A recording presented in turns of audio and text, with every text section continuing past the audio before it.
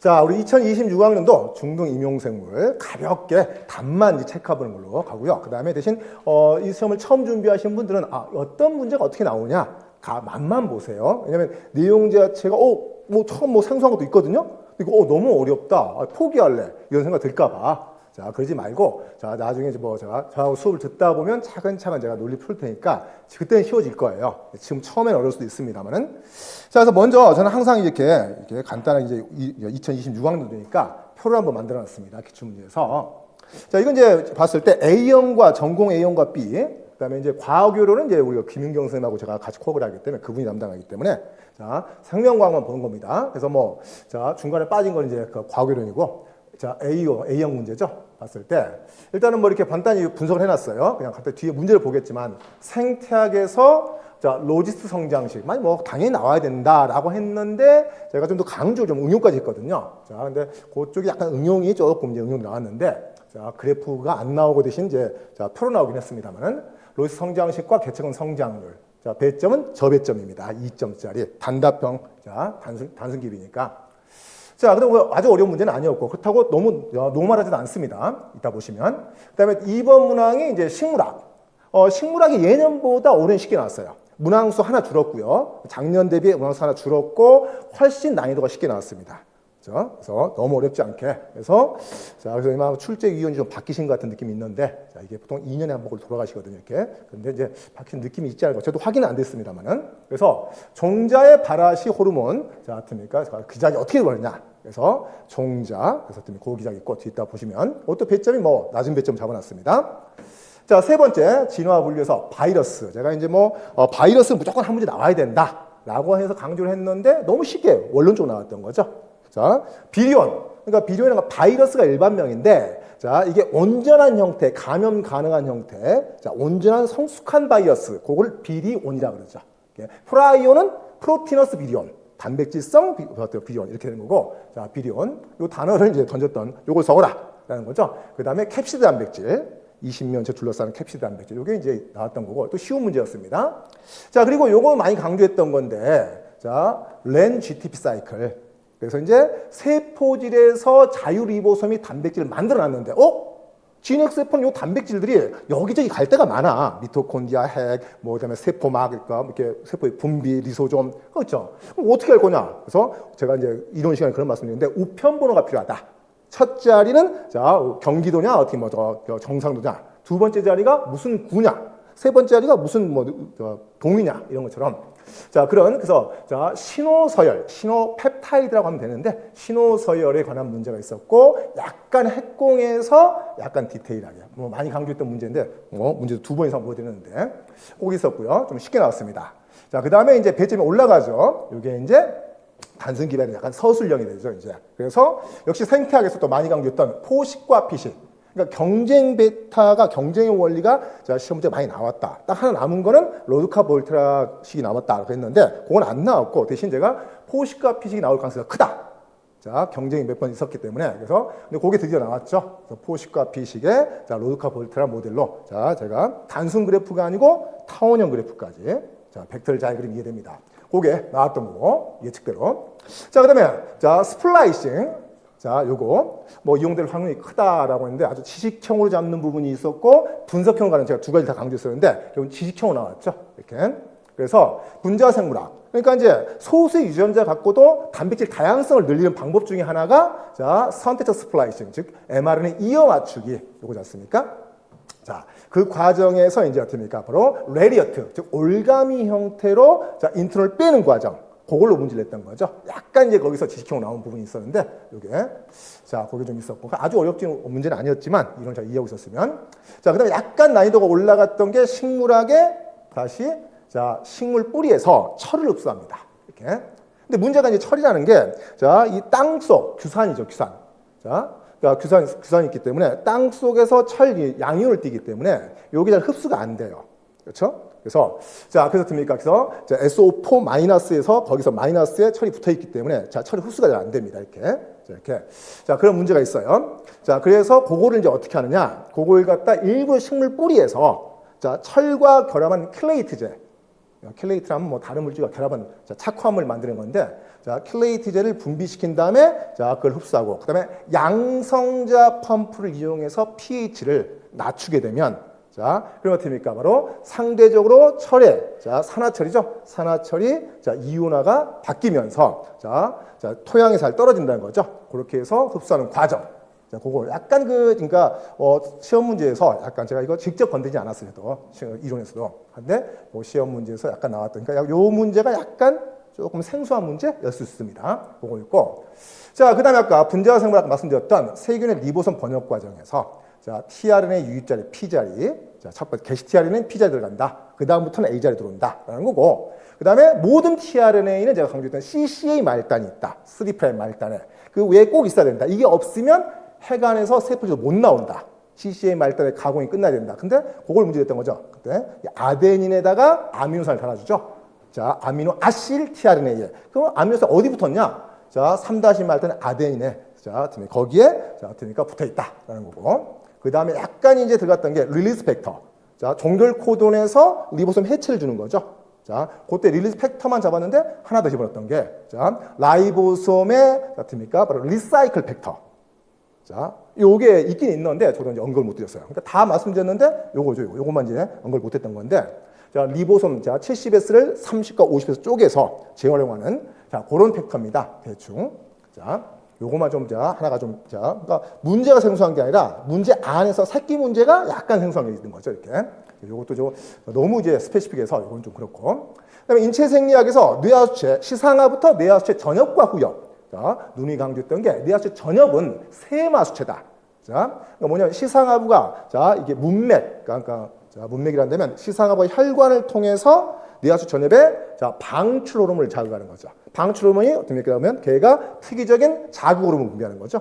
요게 이제 뇌하수 전엽의 특징이고 뇌하수 후엽은 이건 이제 미트리 때부터 엄청 함정을 많이 팠던 거죠. 신경성 신경하수체라거든요. 직접 신경 전달을 통해서 하기 때문에 혈관을 따라가는 게 아니었던 거죠. 그래서 이렇게 요 문제, 뭐 어려운 문제는 아니었고, 자, 배점이 4점이 나왔는데, 뭐, 그냥 주는 문제의 느낌, 그런 느낌이었습니다. 난이도가 아주 높지 않았습니다. 자, 그 다음에 식물학. 이것도 이제 많이 강조했던 건데, 전 개통수로 많이 강조했는데, 최소한 육상식물의 개통수 잘 잡아놔라. 언제든 이용될 수 있으니까. 근데 이제, 그거를 또, 개통수 그림 안 주고, 그냥, 자, 기억, 니은, 디귿에서 곤란하게. 그래서 뭐, 제가 이제 이론 시간에 뭐, 조진홍규, 갈록차, 선양종. 자, 조균식물, 진균식물. 자, 됩니까? 홍조, 규조, 갈조. 자, 그다음에 됩니까? 녹조까지 딱 오는데, 자, 조진, 홍규, 갈록, 차. 자, 차축조까지. 거기가 이제 수중식물. 그 다음에 육상으로 기어 올라오면 선태, 선양종, 선태, 양치, 종자. 그런데 생각해보면 육상으로 기어 올라오면 뭐가 문제냐면 수분 증발이 두려워요. 그러니까 수분 증발 때문에 문제가 먼저 생기는 게 먼저 뭘 꼬이냐. 모든 육상식물은 자손을 단세포 상태로 자, 던져놓으면 수분 증발로 말라 죽지 않습니까? 그러니까 자손을 자, 배출할 때 다세포 상태. 이걸 배라고 그러죠. 배. 자, 그런 맥락에서 수분 증발을 막기 위해서 자, 코팅제, 큐티클층이죠. 이런 걸 둘러싸고 있다. 이런 것도 이제 자, 몇 가지 내용이 있거든요. 자, 그걸 이용해서 선태식물하고 양치식물의 자, 공유 형질. 자, 무엇이냐? 그걸 고르는 문제가 있었던 거예요. 그러니까 그 개통수만 잘 이해했다면 이 문제는 좀 아주 쉬운 문제가 될 수 있었던 건데 대신 개통수를 안 보여주고 있기 때문에 약간 다른 형태의 접근법이겠지만 내용은 동일합니다. 자, 그 다음에 다시 요것도 좀 스페시피한 문제죠. 뼈 형성 기작. 제 교재에 있었지만 자, 단어가 문제였던 거예요, 단어가. 그러니까 이제 애초부터 초기 배아 때, 자, 엄마 뱃속에서 배아 때 뼈가 연골부터 만들어질 때, 그렇죠? 연골이 어떻습니까? 네고라. 있었는데 그게 아니고 이제 태어나서 자, 어린아이가 자, 몸이 커질 때 요때 이제 뼈가 있잖아요. 뼈가 더 길어지는 거잖아요. 성장판에서. 자, 그게 어떻습니까? 이제 망네고라에서 이제 연골 네고라. 연골의 성장판이 있거든요. 자, 네고라. 요 단어인데 연골 네고라를 적어야 하는 겁니다. 요거는 조금 어려운 내용이죠.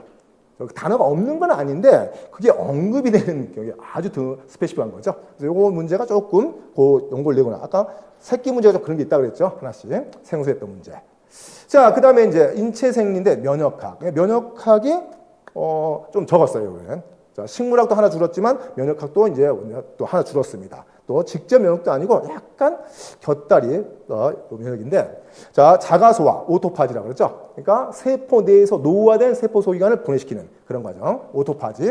옵소닌 작용. 있었죠. 또 옵소닌 작용 또 보체를 많이 강조했었는데 그때 이제 C3B가 옵소닌 작용의 대표적인 케이스죠. 요걸 알아야 됩니다. 이건 당연히 아는 C3B. 자, 요건데 자, 요거하고 그다음에 자, complement receptor 1.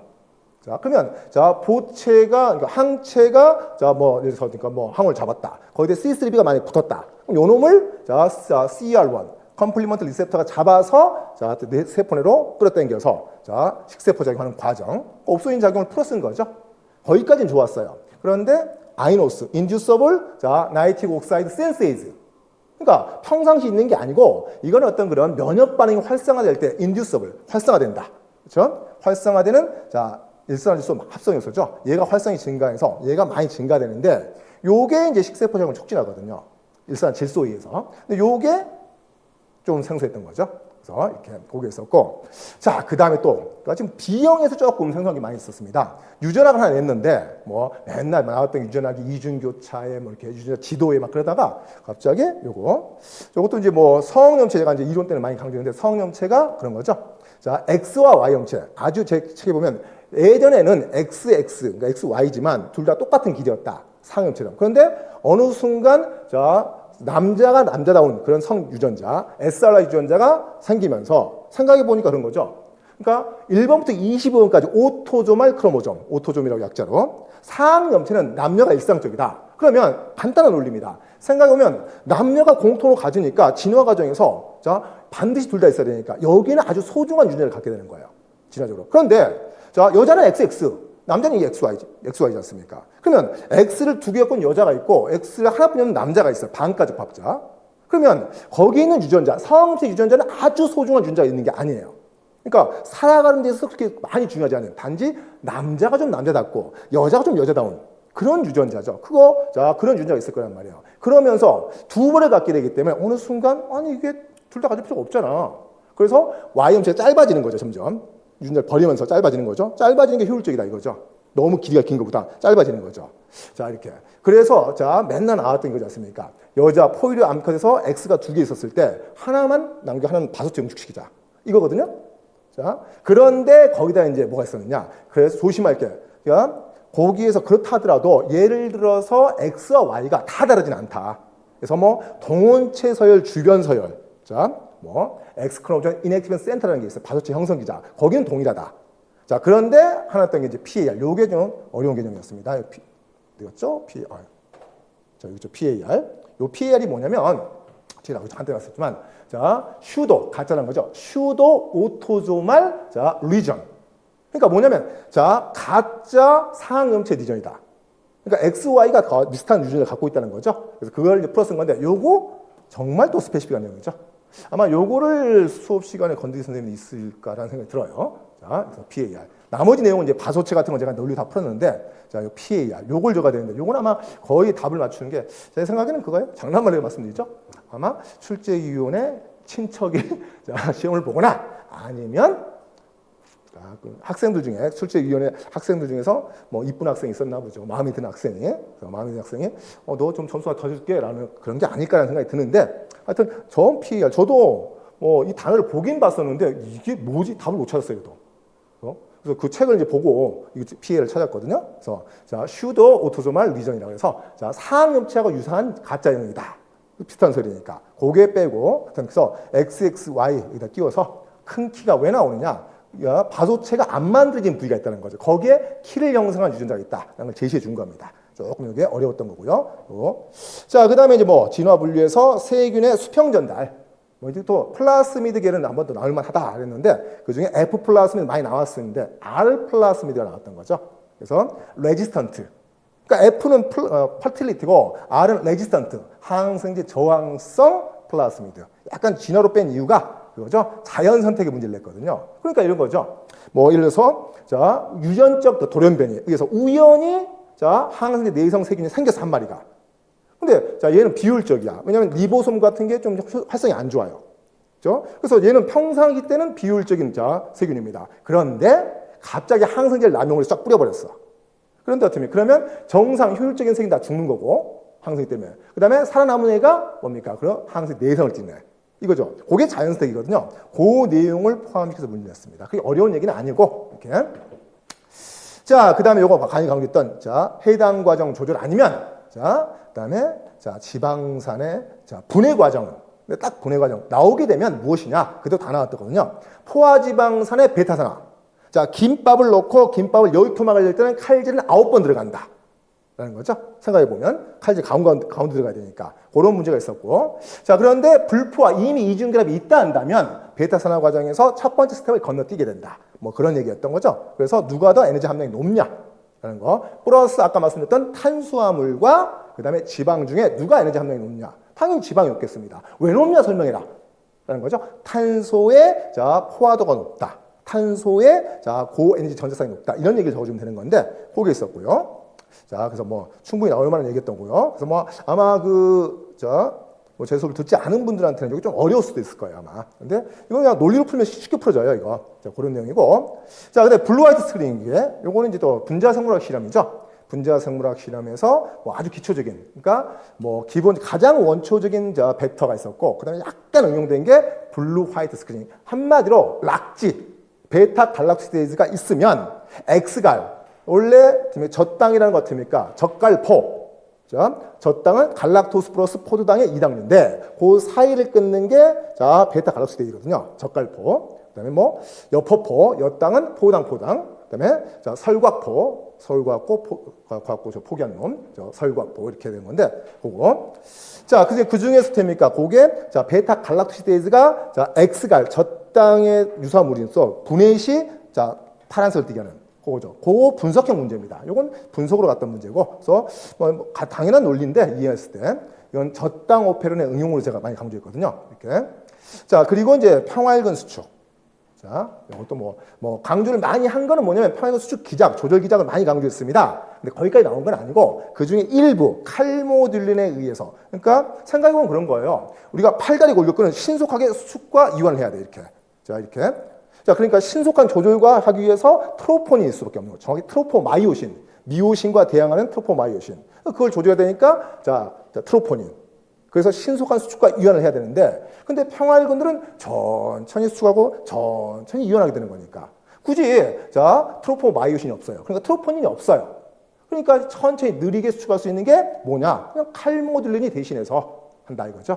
네, 그런 원리입니다. 그래서 침일체하고 뭐 침일체는 되게 간단하게 자, 근절이 없으니까 침일체 형태고, 그거는 칼모듈린. 약간 서술용어로 빗장 상태. 빗장이 뭐냐면, 자, 근육이, 자, 수축에서 우리가 트로포마이오신, 트로포닌이 있으면, 자, 수축에서 활주시키고 떨어집니다. 계속 반복하면서 이제 활주시키는 거야. 자, 연축과 강축을 하는데, 그런데 평활근은 느리게 하기 때문에, 자, 결합을 하고 여기서 안 떨어지는 거죠. 천천히. 자, 그다음에 다시 천천히 움직이는 거죠. 이렇게. 그렇게 되면, 자, 느리게 움직이는 하지만, 자, 근과 피로의 내성도 높고 ATP를, 자, 많이 쓸 필요가 없다는 거죠. 그런 장점들을, 요게 좀 어려웠던 거죠. 나머지 쉬었으면 이렇게. 자, 이렇게 해서 보면 먼저 표로 한번 쭉 보여드린 겁니다. 그래서 이 중에 보면 저 과거에는 아예 문제 자체가 손도 못 대는 문제가 있었거든요. 근데 그렇지는 않고, 자, 보면 여기에서 몇 가지 내용들 하나 뭐 이렇게 보면, 그 다음에 아까 이게, 자, 있죠? PAR, PAR 여기 있죠? 요거 있었고, 자, 그 다음에 이렇게 그래서 이런 것도 아까 빗장 상태 이런 것도 약간 의미해요. 이렇게 부분적으로 약간 있었습니다. 근데 만점 맞는 분은 거의 없을 거예요, 아마. 자, 없고, 그래서 여러분이 아마 이 정도에서 한두 문제는 이제 틀린다, 포기하라는 얘기 아닙니다. 한두 문제 틀릴 수밖에 없다. 두세 문제까지 틀려도 웬만하면 합격할 수 있습니다. 지금까지 쭉 보면. 자, 그래서, 자, 그런 내용. 그래서 여러분이, 자, 이렇게 보는 거고, 밑에 이게 표를 보시면, 자, 출제 얘기인데, 이 중에 이제 약간 자, 보시면, 약간 특징이 뭐냐면, 전년도에서 식물학이 줄면서, 뭐가 왔었냐면, 광합성이 안 나왔어요. 광합성이 매년 엄청 많이 나왔거든요. 광합성이 안 나오고, 물론 제가 너무 광합성이 많이 나와서 좀 그렇다 했었는데, 역시 세포 쪽으로 나와야 된다 했었죠. 그래서 그렇게 강조했던 건데, 그게 물질대사, 지방산, 베타산 이렇게 나왔던 거죠. 그러니까 광합성이 안 나온 거는 몇 년 만에 좀 드문 얘기입니다. 자, 이것도 그래서 물론 광합성 안 나오니까 뭐 내년 나오지 아니에요. 이게 자, 나중에 기출문제 분석을 해보면 퐁당이라는 개념이 있어요. 간단하게 올해 나왔으면 그 소재는 다음에서는 안 나온다는 게 아니라 안 나올 가능성이 크다라는 거고, 자, 대신 안 나왔기 때문에 그 출제에서 뭔가 나와야 된다, 이렇게 그걸 찾는 방법. 그리고 작두탁인데 그게 제가 쓰는 방법인데, 자, 그런 방법. 그래서 출제 영역은 전반적으로 이렇게 나온다. 그 다음에 쭉 보시면 여기서 아주 올드한 생물학이 없습니다. 다 기본적인 내용이나 최신의 생물학 개념이거든요. 이렇게 중요한. 그래서 여러분들이 너무 올드한 옛날 어떤 개념들, 그것들은 크게 많이 신경 쓰지 않을 것 같고, 제가 아마 그래서 이론 단계에서 그런 내용을 살짝 많이 뺄 거예요. 그러니까 자신 있게 이거는 할 필요 없을 것 같은데 괜시 여러분한테 어렵기만 하고, 자, 그런 거는 뺄 겁니다. 제가 뭐 책임지고 그건 빠지고, 대신 이제 나오게 되면 이제 제가 여러분들 맞아야 되나? 그렇죠? 그렇게 된 건데, 어쨌든 그리고 여러분들 제가 잘라드리는 거죠. 적당히, 너무 힘든 거는 적당히 잘라내면서, 대신 논리를 쓰면서 이해는 시켜드릴 때 너무 이게 안 나올 것 같은데, 확실하게. 너무 올드한데, 이것까지 할 필요는 없을 것 같다라는 거는 제가 잘라드릴 거예요. 아까 제가 말씀드렸죠? 한 3문항 정도 틀려도 합격에는 큰 지장이 없을 거다. 라는 거. 그런 맥락에서, 자, 그렇게 약간 제가 희생을 해드릴 테니까. 자, 그러면 이제 빠르게, 여러분들 어떤 문제가 어떻게 나왔는지 한번 빠르게 문제를 한번 봅시다. 자, A형 1번을 보시면, 이게 로지스트 성장식 나오는데 주어주죠. 그러니까 문제를. 그래서 미분입니다. 시간의 변화당 됩니까? 개체수의 변화. 이렇게. 그래서 DT분의 D는 Rmax 밑에 최대 증가율 또는 내적 증가율을 했는데, 그다음에 N이 현재 넘버, 그다음에 1-K분의 N. 이 K가 환경 수용 능력. 그러니까 제가 뭐 장난말로 남산에 지리산에 토끼굴이 100개 있으면 지리산은 토끼가 100마리 못 산다. 환경 수용 능력이다. 이렇게. 근데 공식을 외우지 않다 딱 보시면, 그러니까 R, 이거는 이제 여기는 개체당 증가율인데, 그걸 어떻게 구하냐면, 최대치에서 1-K분의 N. 저는 이제 K분의 K-N 그렇게 표현했지만 같은 말이에요. 이게 이겁니다. 요걸 여기다 집어넣는 거죠. 이렇게 집어넣어주게 되면 로지스트 성장식이 나옵니다. 쭉 읽어보시면 그런 얘기입니다. 그래서 이때 보시면 요 K분의 N이죠. 힌트를 주었습니다. 밑에 쭉 읽으면 K가 환경 수용 능력입니다. 분모예요. 분자는 N, 현재 넘버예요. 그럼 만약에 둘이 일치한다. 그러니까 점점점 토끼가 지리산에 100마리 살 수 있는데 토끼가 점점 99마리, 100마리 되었다. 그만큼 어떻습니까? 환경 저항이 커질 거 아니야. 더 이상 못 커지는 거니까. 그래서 K는 환경 수용 능력인데, 이제 약간 응용하면, 이 N, K분의 N이니까, 일단 N이 1일 때, 이게 100분의 1. 100분의 1이면 저항이 약한 거지 않습니까? 그러니까 토끼 잘 자랄 거야. 그런데 100분의 99, 100분의 100 되는 순간 더 이상 토끼 못 자랄 거 아니야. 그러니까 그것 때문에 환경 저항이라고 보는 거죠. 그래서 이 기억번이 환경 저항으로 가시면 되겠죠. 이렇게 거기 답이 될 것이고, 그다음에 이제 그래프로 제가 이제 보여드렸는데, 그래프는 제가 이제 이렇게 여러 번 시험을 봤을 때 R 효과가 가지면서 이렇게 이런 식으로 제가 많이 보여드렸는데, 이런 식으로 이렇게 많이 보여드렸는데, 이때 여기가 K거든요. 이 K 환경 수용력. 여기는 이제 문제 안 나왔지만 A. 그럼 뭐냐면 DT분의 DN이 봤을 때 여기죠. 딱 중간치일 때 가장 피크가 높아요. 이렇게. 이게 이제 표입니다. 그러면 이제 아까 최대 증가율은 Rmax가 1로 잡았지만, 실제로 이제 아까 위에 식을 통해서 개체당 증가를 했더니 다르죠. 0.99 쭉쭉 하다가 0. 그럼 이게 왜 0이 됐느냐? 봤을 때 위에 공식에서 봤을 때 주어진 값에서 여기 R인데 이게 0이 됐다는 거예요. Rmax가 1인데 여기가 이게 0이 돼버린 거죠. 그러니까 K분의 N이 1이니까 1-1은 0. 여기서 알 수 있는 게 표에서 찾아야 돼요. 제가 그런 비슷한 표에서 썼는데 2000일 때 0이 나왔단 말이에요. 그러니까 K가 얼마란 거죠? 2000이라는 거죠, 지금. K가 2000이 되니까 R이 0이 됐으니까 그렇구나. 2000이에요. 그럼 이제 식이 다 완성이 되지 않습니까? 그리고 이제 다 구할 수 있겠죠? 그다음 DT분의 D에는 여기다 듭니까? R, 요거 다 각수치를 집어넣고. 그 다음에 1-K분의 N. N은 여기 주어져 개체분포 여기 있으니까 이걸 넣으면 되겠죠. 계산해보면 숫자 다 나옵니다.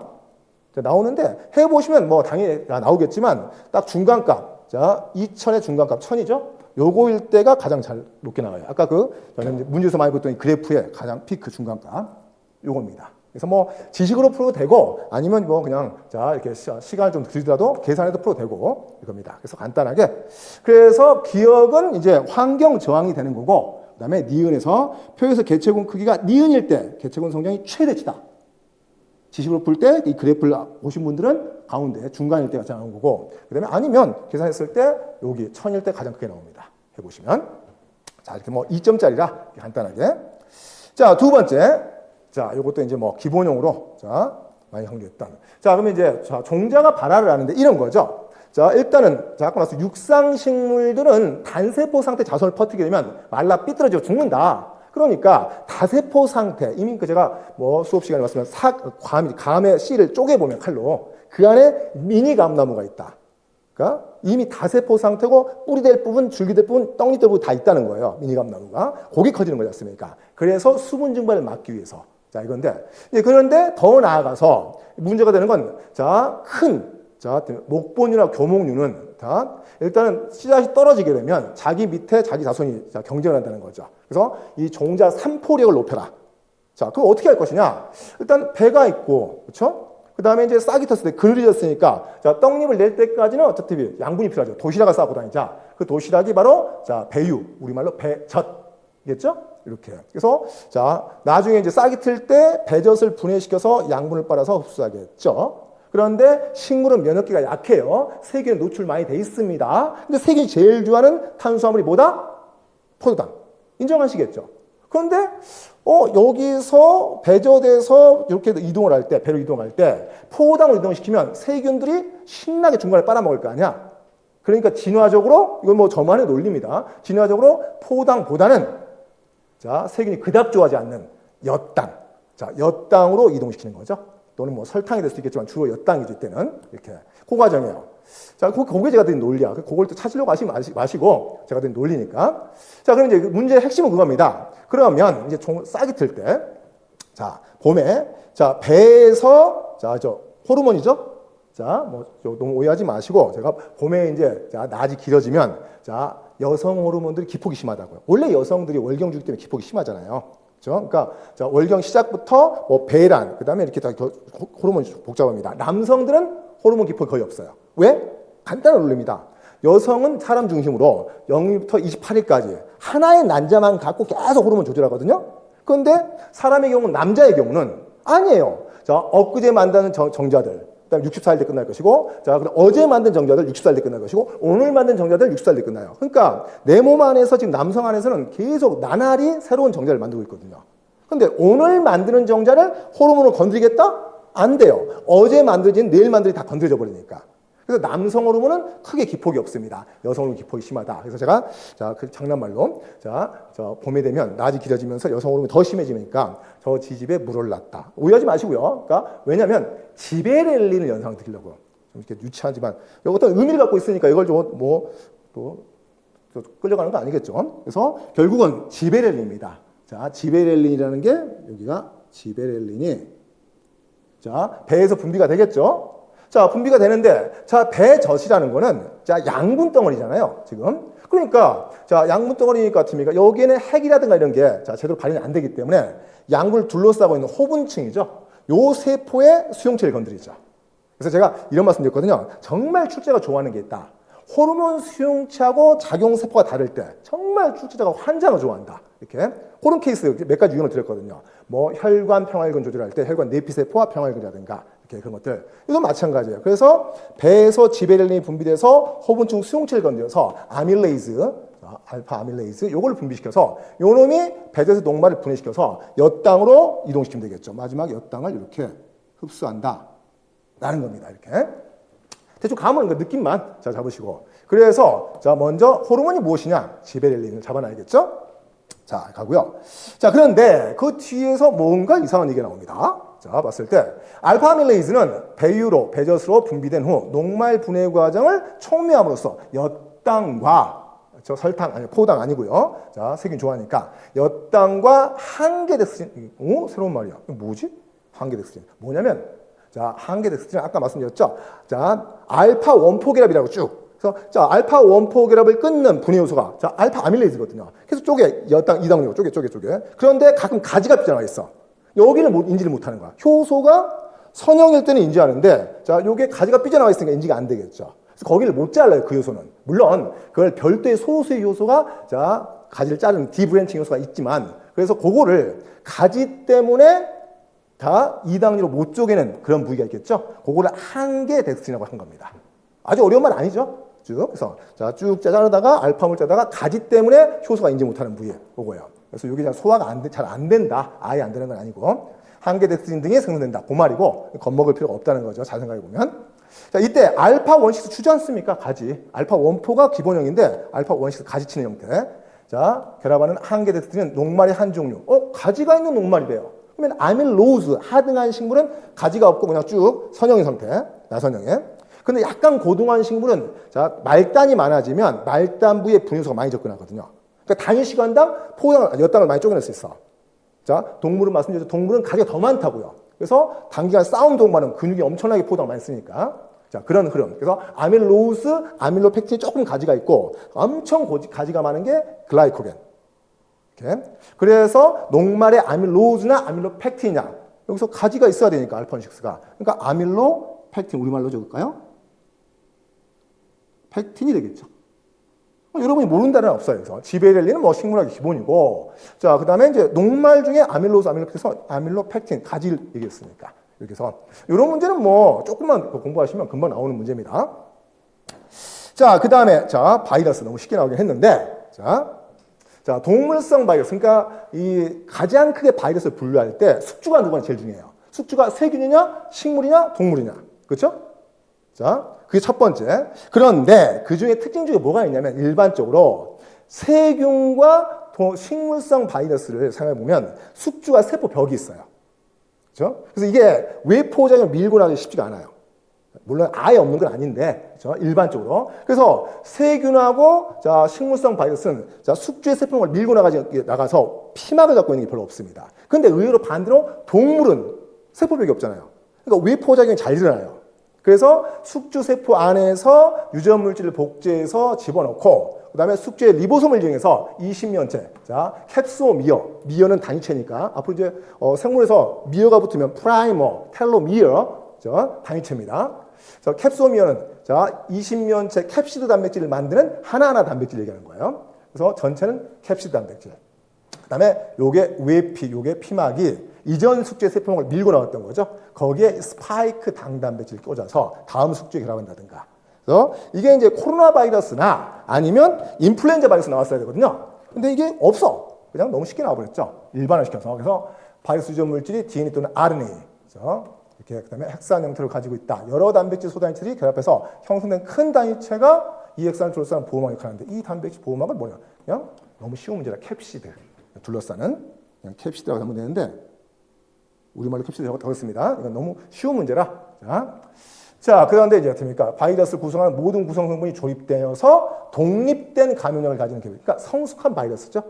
이게 비리온이라고요. 자, 영어로 적겠습니다. 비리온. 이렇게. 자, 우리말로 비리온 적으면 되는 건데 너무 쉬운 문제를 넘어갈 것이고요. 이것도 많이 강조했던 문제. 핵공해. 이것도 야 논리가 은근히 이게 귀찮고 어렵거든요.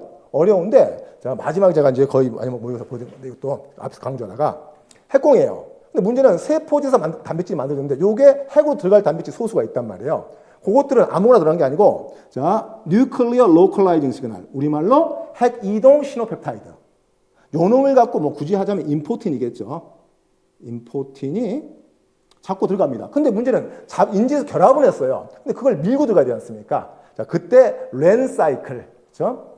자, 그래서 이제 자, 보시면 결국은 이게 자, 그게 렌인데 렌드 어원이 있거든요. 이게 라스는 이제 렛사코마.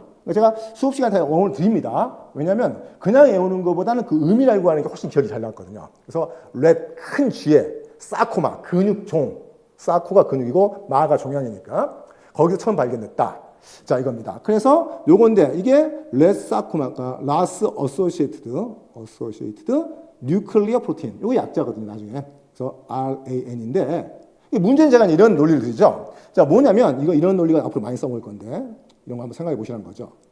세포에서 뉴클리오타이드 중에 ATP 양이 제일 많아요. 그죠? 그다음에 뭐 GTP, 뭐 그다음에 뭐 CTP, 뭐 UTP, 뭐 데옥시 TTP 있겠지만 이렇게 이 ATP 양이 제일 많다. 왜냐면 자, ATP란 놈은 기본적으로 자, 뭐냐? 원래 첫 번째 진화한 건 뭐냐? RNA의 구성 뉴클리오타이드. RNA의 구성 뉴클리오타이드. 자, 그런데 그 중에 하나의 양을 왕창 늘리겠다는 거야. 왜냐면 이 RNA가 참 재밌는 거예요. 그러니까 자, RNA. 근데 내가 지금 어떻습니까? ATP가 부족해. 에너지가 부족해. 그러면 세포가 산소 호흡의 효소 유전자를 발현시켜야 돼. 그때 mRNA 전사, 단백질 번역을 해야 돼요. 참 재밌습니다. 보면. 뭐냐면, 자, mRNA 전사를 할 때, 전사를 할 때죠. 그때 전사를 일어날 때 이 뉴클리오타이드 약자수계 이걸 집어넣어야 돼요. 근데 지금 에너지가 부족한 조건에 전사가 돼야 돼. 그러니까 뭐냐? 아예 진화적으로 뉴클리오타이드 안에다가 중합 에너지를 넣어놨어요. 여기 자체가. 그게 바로 3인산의 고에너지 인산에스테그램. 들어보셨죠, 다들? 그겁니다. 자, 그걸 달아서 자, 요거 전사가 되고 그다음에 단백질 번역이 되겠죠? 번역을 할 때는 아미노산에 에너지가 없거든요. 그래서 이제 뭐냐? 자, 리보솜이 단백질 번역을 할 때는 어떻습니까? 바로 GTP를 씁니다. 지금 세포가 ATP라는 에너지가 부족한 조건이야. 그래도 단백질, 세포의 효소 단백질을 만들어야 돼. mRNA 전사할 때는 뉴클레오타이드 자체 3인산의 고에너지 인산에스테그램 두 군데가 있잖아요. 그걸 달아놨어, 아예. 자, 에너지가 부족해도 중화할 수 있게. 자, 그 다음에 단백질 번역할 때는 자, ATP가 아니라 GTP 씁니다. ATP가 거의 바닥을 치더라도 일반 효소들은 GTP를 안 쓰기 때문에 GTP 남아있거든요. 그런 상태. 자, 그거. 그 다음에 이제 GTP죠. 이게. 그러면 세포가 일반적으로 ATP가 제일 많으니까 ATP가 자, 세포의 기본 에너지란 말이죠. 근데 예외가 있다는 거야. ATP를 쓰지 않고 진화적으로 GTP를 써요. 가장 풍부한 98%가 ATP인데, 99%까지인데, 이걸 안 쓰고 GTP 쓰는 경우가 있더라는 거죠. 그 경우가 뭐냐? ATP가 부족한 조건을 쓰는 경우, 방금 했던 그 얘기예요. 첫 번째가 리보솜의 번역, 단백질 번역 때. 그렇죠? 왜냐면 ATP가 부족한데 산소배 단백질을 만들어야 된다. 이런 거지, 효소를. 요거고. 두 번째가 이제 뭐냐? 자, 핵분열. 그러니까 DNA가 응축이 된 상태에서 핵분열을 할 텐데 유전자 발현이 불가한 상태잖아요. 산소비 효소가 발현이 안 된다고요. DNA 응축이니까. 그러니까 산소비 약한데 근데 방추사가 신장돼야 돼. 길어져야 돼. 방추사 중합 에너지 뭐다? 바로 미세도관이죠. 방추사 중합 에너지 GTP입니다. 그죠? 그리고 세포가 ATP가 너무 농도가 높은데 신호라는 건 그렇다고요. 신호라는 거는 신호가 없는 상태에서 필요시만 신호가 활성화돼야 돼. 그렇죠? 자, 그런데 어떻습니까? 바로 자, ATP가 너무 고농도라. 자, 이게 ATP를 직접 신호를 쓰게 되면 항상 신호가 활성화돼 버리겠죠. 그죠? 그러니까 그걸 쓰면 안 돼. 그래서 신호 전달 GTP죠. G단백질 이런 것들. 뭐 그 외에 이제 약간 미토콘드리아 내부라도 몇 개 있지만 이거 대표적으로 그러니까 이런 논리를 제가 드리는 거예요. 자, 이런 걸 얘기할 때 저랑 같이 공감하시는 분들은 정말 이게 까먹지 않습니다. 응용력 좋아지고. 지금 간단히 말씀드렸지만. 자, 그 중에서 지금 이게, 자, 라스가 신호 전달 아니에요. 스몰 G 단백질이거든요. 이게. 알파, 베타, 감마 3량체가 커다란 정상 GTP 결합 단백질이고, 근데 그 중에 알파만 있거나 베타, 감마만 있는 게 있거든요. 단독으로. 자, 요게 스몰 G 단백질. 그거죠? 자, 그런 것들. 자, 그러다 보니까 얘도 GTP입니다. 그래서, 자, 결국은 렌이라는 단어가 필요했던 건데, 결국은, 자, 먼저 핵으로 갈 때, 이거 쭉 아미노산 서열이 이제 특정한, 요거는 신호서열 해도 되고요. 신호펩타이드가 더 좋은 말입니다. 실제로 펩타이드이기 때문에, 자, 대부분이 펩타이드 좋은 말이고, 신호서열도 좋고요. 자, 요거는 뭐 다들 익숙한 얘기일 테니까, 신호서열, 신호펩타이드 둘 다 무방하게 점수 줄 거예요. 자, 이렇게 해서 신호서열, 여기 이제 더 좋은 문제가 될 수도 있죠. 왜냐면 리소존 같은 건 약간 가공이 있기 때문에, 자, 하여튼 신호서열도 좋은 것 같긴 하지만, 자, 펩타이드도 문제 없고요. 그 다음에 아까 말씀드렸던 렌이죠. 핵안에서는. 렌 사이클. 이 내용을 읽어보시면 제가 문제도 이제 마지막 모의고사 때 거의 보여줬는데, 내용 보시면 근처에서 이 내용이, 자, 그렇습니다. 그래서 먼저 제가 말씀드리면 여기가 세포질이거든요. 미토콘드리아가 ATP를 만들어요. 자, 미토콘드리아가 ATP를 만들 거란 말이죠. ATP 일부가 상호 바뀌면서 GTP가 되는 거예요. 그럼 농도를 보면 GTP 농도는 미토콘드리아가 제일 높고 이렇게 핵질이 제일 약하겠죠. 이렇게. 그런데 이제 GTP가 분해된 GDP는 매우 농도가 낮단 말이에요. 그렇죠? 걔는 매우 농도가 낮아요. 자, 그러다 보니까 이거죠. 자, 이게 힌트를 내가 드렸던 거죠. 그러면 핵공을 통해서 핵질까지 들어올 수 있는 게 GTP냐 GDP냐. GTP죠. 농도가 그나마 높은 게. 자, 그래서 GTP가 여기서 그나마 있으니까 결국은 여기서 자, GTP가 달아진다는 거죠. GTP가 달라붙어서 렌에. 그래서 붙게 되면 나갑니다. 근데 여기서 읽어보시면 자, GTP가 붙게 되면 임포틴이 들어왔던 거, 임포틴이 해체가 되는 거예요. 자, 카고를 놓는다는 거죠. 그리고 나가는 건데 밑에 내용은 이제 자, 있으니까 그래서 여기서는 렌만 집어내면 렌만 이렇게 내용을 한번 읽어보세요. 제가 강조했던 이 내용은 읽어보시면 굉장히 그 스페시픽한 얘기예요. 근데 그걸 묻지는 않았습니다. 설명을 드렸던 거고. 그래서 자, 신호서열. 자, 그냥 세 단백질들의 신호서열. 그리고 자, 자, 그 중에 세노설 중에 뉴클레어 로컬 시그널이고, 그 다음에 렌 GTP 사이클. GTP가 농도가 높으니까 해간에서 붙는 거고, 그러면 임포틴의 단백질 떨어지는 거고, 그럼 이제 자, 거기에 GTP 붙었으니까 나가는 거고, 나가서 렌 자, GTP 분해 요소가 GTP 분해시키면 다시 얘가 기어들어온 거고, 농도가. 이걸 사이클 도는 거죠. 이게 구동력입니다. 그랬을 때, 자, 이렇게 임포틴이 들어오고 엑스포틴이 나가고, 이렇게 그런 과정이에요. 이것도 많이 강조했던 문제인데, 의외로 답은 좀 쉽게 나오는 거죠. 내용은 좀 깊게 설명해 놔버렸고, 이것도 제가 그 문제를 반대로 이렇게 문제를 냈더라고요. 이렇게. 저는 이 부분을 좀 강조했었는데, 자, 그림은 뭐 거의 비슷하지만. 자, 2점짜리 가고요. 자, 그 다음에 5번 이쪽부터는 과학연화 문제가 김은경 선생님이 담당하시기 때문에, 자, 그건 넘기도록 하고요. 자, 8번. 뭐, 당연히 한 번쯤 나와야 될 문제입니다. 그래서, 뭐, 간단하게, 이게 일반적인 그래프지 않습니까? 그래서 보면, 포식과 피식 관계. 제가 누누이 강조하지만, 포식과 피식은 종멸종이 아니에요. 공동 진화의 목적입니다. 왜냐면, 자, 생각해보면, 둘 중에 누가 먼저 증가하느냐? 먹잇감이 증가해야죠. 자, 먹잇감이 증가해 그걸 먹고 따라가는 게 포식자가 증가하는 거니까. 당연히 A가 피식자, 그 다음에 B가 포식자. 이건 당연히 나옵니다. 그런데 잘 보면 구간이 4개 나오죠. 이렇게.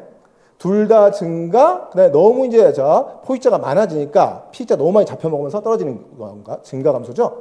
둘 다 굶어 죽으면서 감소하는 경우가 있고요. 그다음에 다시 반대로 어떻게 합니까? 피식자가 증가, 포식자 감소. 계속 웨이브를 칩니다. 그래서 꼬라박는 게 아니라 멸종이 되는 게 아니라 계속 공동 진화. 그래서 포식자는 효율적인 먹잇감을 선택하는 진화. 피식자는 포식을 피하기 위해서 보호색이라든가 의태를 많이 하는 경우. 그게 이제 진화인데 요 구간을 그대로 옮겨주면 여기다 옮길 수 있어요. 자, 그랬을 때 벡터를 잘 그리면 됩니다. 요것만 잘 보시면 돼요. 벡터가 이렇게 그렇죠? X축에 평행한 게 있는 게 피식자. 그렇죠? Y축 평행하게 있는 게 포식자지 않습니까? 그래서 보면 반식입니다. 그것만 잘 기억하시면서. 그래서 4구간이 나오죠. 그대로 옮겨주면 요 둘 다 감소지 않습니까? 둘 다 감소가 벡터를 그리면 자, 어디가 있냐면 여기가 되겠죠. 이렇게. 여기겠죠? 그러니까 자, 여기서 보면 포식자 감소, 피식자 감소죠. 벡터가 이쪽 방향이에요. 그게 요 3번 구간. 그대로 옮겨주면. 그렇죠? 자, 벡터만 잘 그리시면 되는 거예요. 이렇게. 자, 그래서 그거 있고 그 다음에 이제 밑에는 별개로 주기매미가 뭐 여기 조심할 게 이런 문제가 있었대. 그래프. 사망률입니다. 사망수 절대수가 아니에요. 율이에요. 그 무슨 얘기냐면 자, 일단 밀도 개체가 쭉 증가했다가 떨어지는데 이렇게. 근데 사망률이 이렇게. 대신 여기 잘 보시면 이런 말들. 포식자에 의한 사망률. 그러니까 이 문제 안에 이렇게 이런 것들이 가끔 있어요. 이렇게. 그냥 죽는 게 아니고 포식자가 잡아먹은 사망률이에요. 근데 그것도 율이에요, 율. 절대량이 아니고. 그러니까 뭐냐면 엄청 지금 여기서 몇 마리 안 되는데 많이 죽는다. 그런 거죠. 근데 여기는 엄청 많잖아요. 근데 안 죽는 게 아니고 잡아먹혀요. 그런데 전체 밀도 대비 매우 미미한 비율이다. 어떤 의미죠? 그래야만 해석이 됩니다. 이렇게. 그래서 포식자에 의한 사망률. 안 잡아먹히는 게 아니고 너무 먹잇감이 많아서 그중에 일부를 먹는데 배 터질 것 같이 먹었다. 그렇죠? 그래서 상대적으로 밀도 대비 사망률이 낮다. 이렇게 해석해야 합니다. 그래프는 항상 X축을 먼저 보시고 Y축을 보는 건데 이렇게. 자, 그러면 이제 밑에 답을 잡을 수 있거든요. 자, 먼저 가의 A에 해당되는 거. 가의 A죠. 가의 A가 있네. 먼저 올라갔네요. 먹잇감이겠죠. 그러니까 먹잇감 해줬지만 위에 포식 피식을 썼기 때문에 피식자라고 쓰면 되겠죠. 위에 적어져 있으니까 단어가. 두 번째, 나의 기억 니을 중에서 구간 3번, 아까 말씀드렸죠. 3번이 둘 다 감소라고요. 그럼 벡터를 반식의 방향이니까 그대로 벡터만 그리라고요. 그렇죠? 기억이 되겠죠. 자, 그래서 기억 구간. 그래서 기억 니은 주거 중, 그러니까 기억. 그 다음에 구간 3의 포식자와 피식자의 개체군 변동이 일어나는 이유를. 자, 이유는 뭐냐? 자, 구간 3이죠. 여기서 둘 다. 그러니까 어떻습니까? 봤을 때 피식자가 너무 많이 수가 적어지니까 잡혀먹으니까 잡혀먹고 있으니까. 그런데 먹잇감이 부족하니까 포식자도 죽는 거죠. 그걸 적어주면 되겠죠. 그래서 피식자의 포식에 의해서 피식자가 많이 감소하고 먹잇감 부족으로 포식자도 감소한다. 이렇게. 그래서 이렇게 종간 포식자의 조절이 있는 거고 그걸 적어주면 될 것 같고. 자, 그 다음에 이제 세 번째 다에서 근거해서 주기매미 이제 이거 좀 상세했죠. 주어진 게. 성체가 단기간에 밀도가 급격하게 증가하는 이유를 포식자 포만의 관점 힌트를 줬죠. 그러니까 아까 그래프니까 율을 이거 함정을 파는 거예요.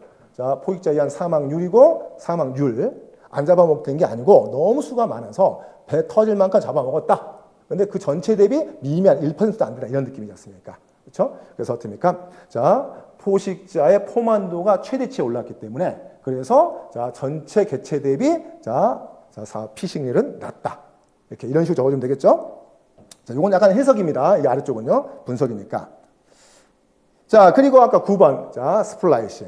뭐 간단하게 또 많이 강조했지만 두 번의 에스테르기라. 그러니까 뭐냐면 mRNA이지 않습니까? mRNA 알다시피 DNA가 달라요. 탄소가 1번, 2번, 3번, 4번, 5번 있죠. 뉴클타이드. 근데 1번의 OH 정말 소중하죠. 왜요? 여기다 염기 달아야 돼요. 염기. 그렇죠? 3번의 OH 정말 소중하죠. 왜요? 여기다 인산 에스테르기라고 자, 중합체 만들 때 필요하지 않습니까? 4번의 OH 정말 소중하죠. 왜요? 고리 형성 필요하거든요. 5번의 OH 꼭 필요하죠. 왜요? 3인산 달아야 되지 않습니까? 그러면 자, 대충 봤을 때 자, 5개 오탄당에서 1번 다시 OH, 자, 3번 OH, 4번의 OH, 5번의 OH 다 절대절명 소중하다고요. 그런데 딱 2번의 OH, 여러분이죠? 생각해보면. 그놈만, 자, 딱히 할 일이 없어요, 얘가. 2번의 OH가. 근데 이 OH가 극성 공유랍이라, 자, 화학적 방성이 크거든요. 그래서 전자를 땡기고 있으니까. 그래서 분해되기가 쉬워. 그래서 어쩌면 이게 알칼리 분해가 되기 쉬운데, 그러면 이거죠. mRNA 같은 경우는, 자, mRNA 전사된 다음에 빨리 분해가 돼야 돼. 계속 남아있으면 인슐린이 하루, 이틀, 3일 계속 있으면 안 되니까. 근데 DNA는 수십만 년 동안 안정화돼야 돼. 그래서 이제 화학적으로 진화하기를 어떤 거냐? 자, 화학적으로 똑똑하죠. RNA는 2번 다시 OH 그 다음 두는 거야. 그냥 너 빨리 분해돼, 화학적으로. 근데 DNA는 그 산소를 없애는 거야. 그게 뭐죠? 디옥시리보스. 그래서 DNA 첫자가 D지 않습니까? 자, 그렇게. 그래서, 자, 당연히 아는 얘기지만 제가 이런 식으로 들어봤죠? 1번 다시 2번, 3번 다시 4번, 5번 다시 OH가 왜 필요한지. 한번 생각해 보세요. 다 의미가 있거든요. 그렇게 확장이 되는 겁니다. 자, 근데 자, DNA는 그래서 2번 다시 OH가 없습니다. DNA 스플라이싱은 없어요. 불가해요. 근데, 자, RNA는 여기가, RNA는 2번 다시 OH가 있잖아요, 지금. 요걸 이용해서 에스테르기라를 하는 거거든요. 그래서 GUAG를, 자, 인트론에서 어떻습니까, 이제. GUAG 일반적으로 이렇게. 자, 근데 중간에 가끔 가다가 브랜치 포인트 아데닌 연결 있거든요, 이렇게. 자, 근데 아데닌에 여기 2번 다시 OH뿐이 없다고요. 나머지 다 썼다고 지금 1번 다시, 3번 다시, 4번 다시, 5번 다시 다 썼기 때문에 2번 다시만 OH가 있는 거야. 그래서 자, 여기서 U1 snRNP 스몰 뉴클리어 RNA 플러스 프로틴. 그다음에 U2 브랜치 포인트. 이게 올 필요 없어요. 주어주면 밑에. 그다음에 자, early 포인트 같은 게 나중에 4, 5, 6까지 가는데 거기 뭐 전혀 올 필요 없고. 그랬을 때 그 효소들이 스플리소점 효소가 여기를 자르고 요 G를 갖다가 2번 다시 OH에다 붙이겠죠. 자, 물론 효소가 자꾸 여기는 끊어지고 3 다시 OH 놔두고. 자, 그다음에 다시 어떻습니까? 요걸 갖다가 요 뒤에 AGD에다 붙이겠죠. 엑선에다. 그럼 이렇게 가운데 여기 빠져요. 올가미 형태로 빠지겠죠? 그래서 첫 번째 효소가 다 스플릿으로 붙은 다음에 여기를 끊어요. 그래서 이놈을 갖다가 2번 다시 OH 브랜치 포인트에다 붙여주고 잠깐 여기 3 다시 OH 남겠죠? 그놈을 가져다가 엑선 두 번째에다 붙이면 되겠죠? 자, 그리고 나서 이게 올가미 형태로 빠지겠죠? 요게 스플라이싱이에요. 자, 그걸 설명해주고 있습니다, 지금. 대충 감은 오시지 않습니까? 자, 그래서 먼저 두 번의 연속적인 에스테르 교환 반응. 별거 없어요, 그냥.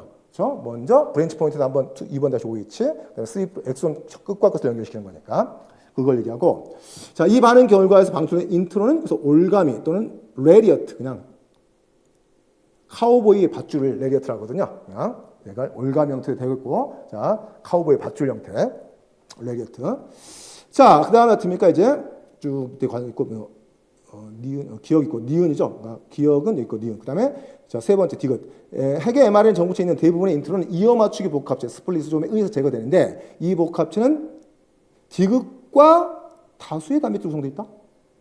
그러면 우리가 아까 스몰 뉴클리어 RNP, 스몰 뉴클리어 RNA 플러스 프로틴의 합성어인데, 그렇죠? 자, 그런데 단백질을 주워줘 버렸잖아요, 그래서 지금. 가장 최선의 권장상 답은 뭐겠어요? 스몰 뉴클리어 RNA. 단백질 있으니까. 자, 요게 가장 최선의, 물론 snRNP 해도 아마 답은 줄 것 같긴 해요. 하지만 명확하게 단백질 제시해버렸기 때문에 snRNA 플러스 프로틴, 그러면 snRNP가 되니까 이렇게 그렇게 생각하면 되겠죠. 자, 그래서 됩니까? 그래서 snRNA의 종류는 U1, U2, U4, U6 이렇게 있다. 있으니까 이렇게. 자, 이렇게. 그래서 이제 보면, 자, 밑줄 기억의 첫 번째 에스테르 교환 반응과 두 번째 에스테르 교환 반응 각각 설명하고, 첫 번째는, 자, 지유, 그러니까 인트론의 지유, 주진 않지만 5'-말단을 브랜치 포인트에다 연결시키고, 그렇죠? 두 번째는 엑손과 엑손을 갖다가 다시 연결시키는 투 스텝이겠죠? 이렇게 잡아주면 될 것 같고요. 자, 그 다음에 가로 안에 니은과 디귿. 니은은 제가 봤을 때 뭘 나옵니까? 올가미가 나오겠죠? 아까 올가미. 레리어트. 자, 디귿은 아까 이제 SNRNA가 가장 권장한 사항이고 RNP도 무방할 것 같긴 한데 이렇게 적어주면 되겠습니다. 자, 아주 뭐 어려운 건 아니고 이걸 분석형 갔을 때 어려운 거지 지식형이니까. 자, 10번. 자, 쌍떡잎 식물에서 자, 철을 흡수하는 과정. 쭉 이제 길게 적어져 있는데 요약하자면 자, 먼저 또 이게 좀 화학인데 제2산화철. 자, 이게 좀 화학의 함정이죠. Fe2가가 아니고 3가입니다. 그렇죠? Fe3가 이게 화학의 개념인데 자, 제1산화철이 어떻습니까? 이게 Fe2가고 자, 제2산화철 숫자가 달라 그래서 여기다 함정을 판 거야. 제2산화철이 바로 Fe3가예요. 3가 플러스. 그렇죠? Fe3가 간단히 하자면 이게 자, 제2산화철입니다. 자, 요건데 자, 이게 양전화가 심하단 말이지 않습니까? 그죠? 양전화가 심하니까 그러니까 토양 자체가 SO, 자, SO, SiO4, 규산성, 4-거든요. 여기 달라붙을 거 아니야, 이렇게. 그렇죠? 달라붙고. 그러니까 식물이 흡수가 안 되는 거죠.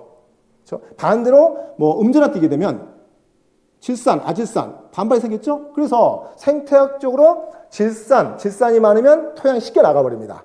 질소온의 세탈이 된다, 쉽게 나간다. 이것도 이제 생태학 얘기인데 감은 오시겠죠? 그래서 이게 기본 원리예요. 그래서 식물에서 철을 흡수해야 되는데 땅에 붙어 있지 않습니까? 토양에 붙어 있다. 그래서 요거를 반발하기 위해서 수소 이온을 많이 분비하게 되면 그렇죠? 경쟁이 되겠죠? 얘가 이탈되기 쉽지 않습니까? 그럼 요 놈을 음전화성 물질에다 붙이면 되겠죠? 그래서 흡수하는 거야. 요게 이제 킬레이터. 그렇죠? 자, 양전화성, 그러니까 먼저 수소 이온을 많이 분비해요, 식물이. 그래서 어떻습니까? 양전화의 반발이니까 얘가 먼저 많이 SiO4에 붙으니까 그러니까 철이 양전화 뛰는데 얘가 잘 안 붙어요. 자, 이놈이 토양에서 떨어지겠죠? 그놈을 갖다가 킬레이터, 빨리 음전화성 물질로 유기성 잡아주면 되겠죠? 잡은 다음에 이 전체를 흡수하는 거죠. 뿌리에서. 그 원리를 설명하고 있습니다. 감 오시나요? 이렇게. 자, 쭉. 그래서, 자, 먼저 보시면 쭉 갔을 때, 니은번, 안정적인 수용체 복합체를 형성할 수 있는 킬레이터. 자, 뭐, 영어로 적지 맙시다. 그냥 우리말로 합시다. 자, 킬레이터가 가장 그러니까 착화물을 만들어서 좋은 거니까. 그래서 뭐 수업 시간에 여러 번 얘기는 했었는데 이쪽 얘기 아니라 EDTA, 에틸렌 다이아민 테트라 아세트게시드. 이런 말씀 드리지 않았습니다. 많이 등장합니다. 에틸렌, 대충 뭐 에틸렌인가 보다. 탄소 2개짜리. 다이아민, 아미기 2개 붙어 먼저. 테트라 아세트게시드, 4개의 음전화성. 결국은 핵심 포인트는 4개의 CO-가 있다는 거야. 음전화가 극심하다는 거죠. 그러니까 예를 들면 실험적으로 뭘 많이 쓰면 얘가 마그네슘이나 또는 뭐 칼슘이나 이런 걸 흡착시키는 킬레이터예요. 그렇죠? 당연히 철이라고 예외 안 붙겠죠? 그렇죠? 가면 오시겠죠? 이렇게 음전화를 띄고 있으니까 그런 의미입니다. 자, 그래서 이 킬레이터를 여기다 언급했던 거고요. 그래서 이 킬레이터 또는 음전화성 뭐 어떻습니까? 자, 유기물 해도 되겠지만 정확한 용어는 킬레이터가 되겠죠? 자, 그래서 이렇게 쭉 읽어보시면 뭐 EDTA, DTPA, 그냥 좀 어렵긴 한데 이게 다이어트입니까?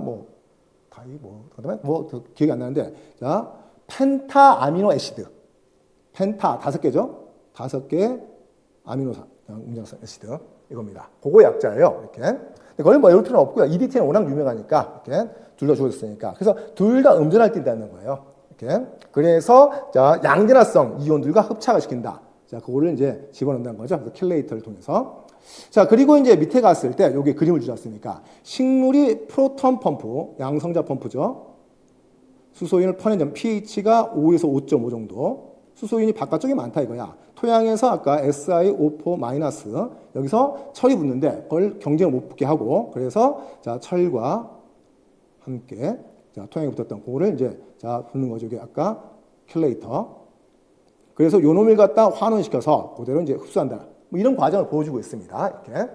자, 그래서 조금 이제 깊은 얘기긴 한데, 자, 먼저 밀집적인 기억의 원소. 자, 제2산화철은 조심하세요. 이제 안 나오기, 거의 안 나오겠지만, Fe3가 플러스, 제2산화철이, 제1산화철이 산화된 거니, 첫 번 산화되니까 Fe2가 플러스, 이거고요. 제2산화철이 Fe3가 플러스입니다. 자, 괄호 안에 니은에 해당되는 명칭, 킬레이터. 우리말로, 적어도 영어로 적어도 상관없겠고, 이렇게. 네, 임용은 우리말을 많이 권장하니까. 자, 그 다음에 두 번째, 식물의 뿌리가 토양에 존재하는 철산화물의 용해를 촉진시키는 방법. 아까 말씀드렸죠. SiO4 음전하에 철이 붙어 있다고요. 그러니까 난용성, 녹지 않는다, 물에. 자, 그 놈을 어떻게 용해시키느냐? 그렇죠? 경쟁 양질화 상태는 수소이온의 펌핑 아웃이지 않습니까? pH를 낮추는 거죠. 수소이온 양을 증가시킨 거죠. 프로톤 펌프로. 자, 그걸 설명하면 될 것 같고, 그림의 원형질막의 P단백질, 이게 프로톤 펌프 아닙니까? 저 위에 프로톤 펌프 이거죠? 이게 통한 수소이온의 수송 방식. 능동성이죠. 1차 능동성 해도 상관없고. ATP 쓰면서 직접 분비한 거니까. 토양 상태 변화, 산성화. 그렇죠? 그래서 프로톤 펌프가 수소를 펌핑아웃 하니까 토양이 산성화. 그러니까 어떻습니까? 양전화가 많이 되니까 같은 양전화인 철이 토양에서 떨어져 나오겠죠. 그놈을 잽싸게 킬레이터 음전화가 잡아서 흡수. 말되죠? 그렇게 얘기하면 그렇게 설명하면 될 것 같아요. 그래서 어떻습니까? 이건 F3과는 약간 화학적 얘기고 요 두 번째는 그러니까 이게 사실 이제 제가 설명을 딱히 강조하지는 않았었지만 자연스럽게 이해는 되시죠? 어떻게 하는 건지. 그러니까 그냥 에올로 하지 말자 이거죠. 모든 생물은. 자, 이렇게. 그 다음 넘어가겠습니다. 자, 아까 리보솜. 세균에서 일어나는 번역 과정 있고요. 30에서 50에서 합쳐서 70에서 이게 침전이니까 그래서 이때 이제 나옵니다. 자, 게시 tRNA라고 말했었죠. 게시 포르메사이온인데 또 조심하라고 했는데 안 나왔어요. 포르메사이온 tRNA인데 리보솜의 tRNA 결합 자리 중 아미노아실 새로운 아미노아실 tRNA 들어온 자리 A 자리 길어지는 펩타이드 tRNA 자리 그러니까 XT 자리 tRNA 뛰어나가는 제가 이제 수업 시간에 총을 빵 격발했을 때 총알에서 올라와서 총알은 앞으로 나가고 탄핀 옆으로 튕겨 나간다.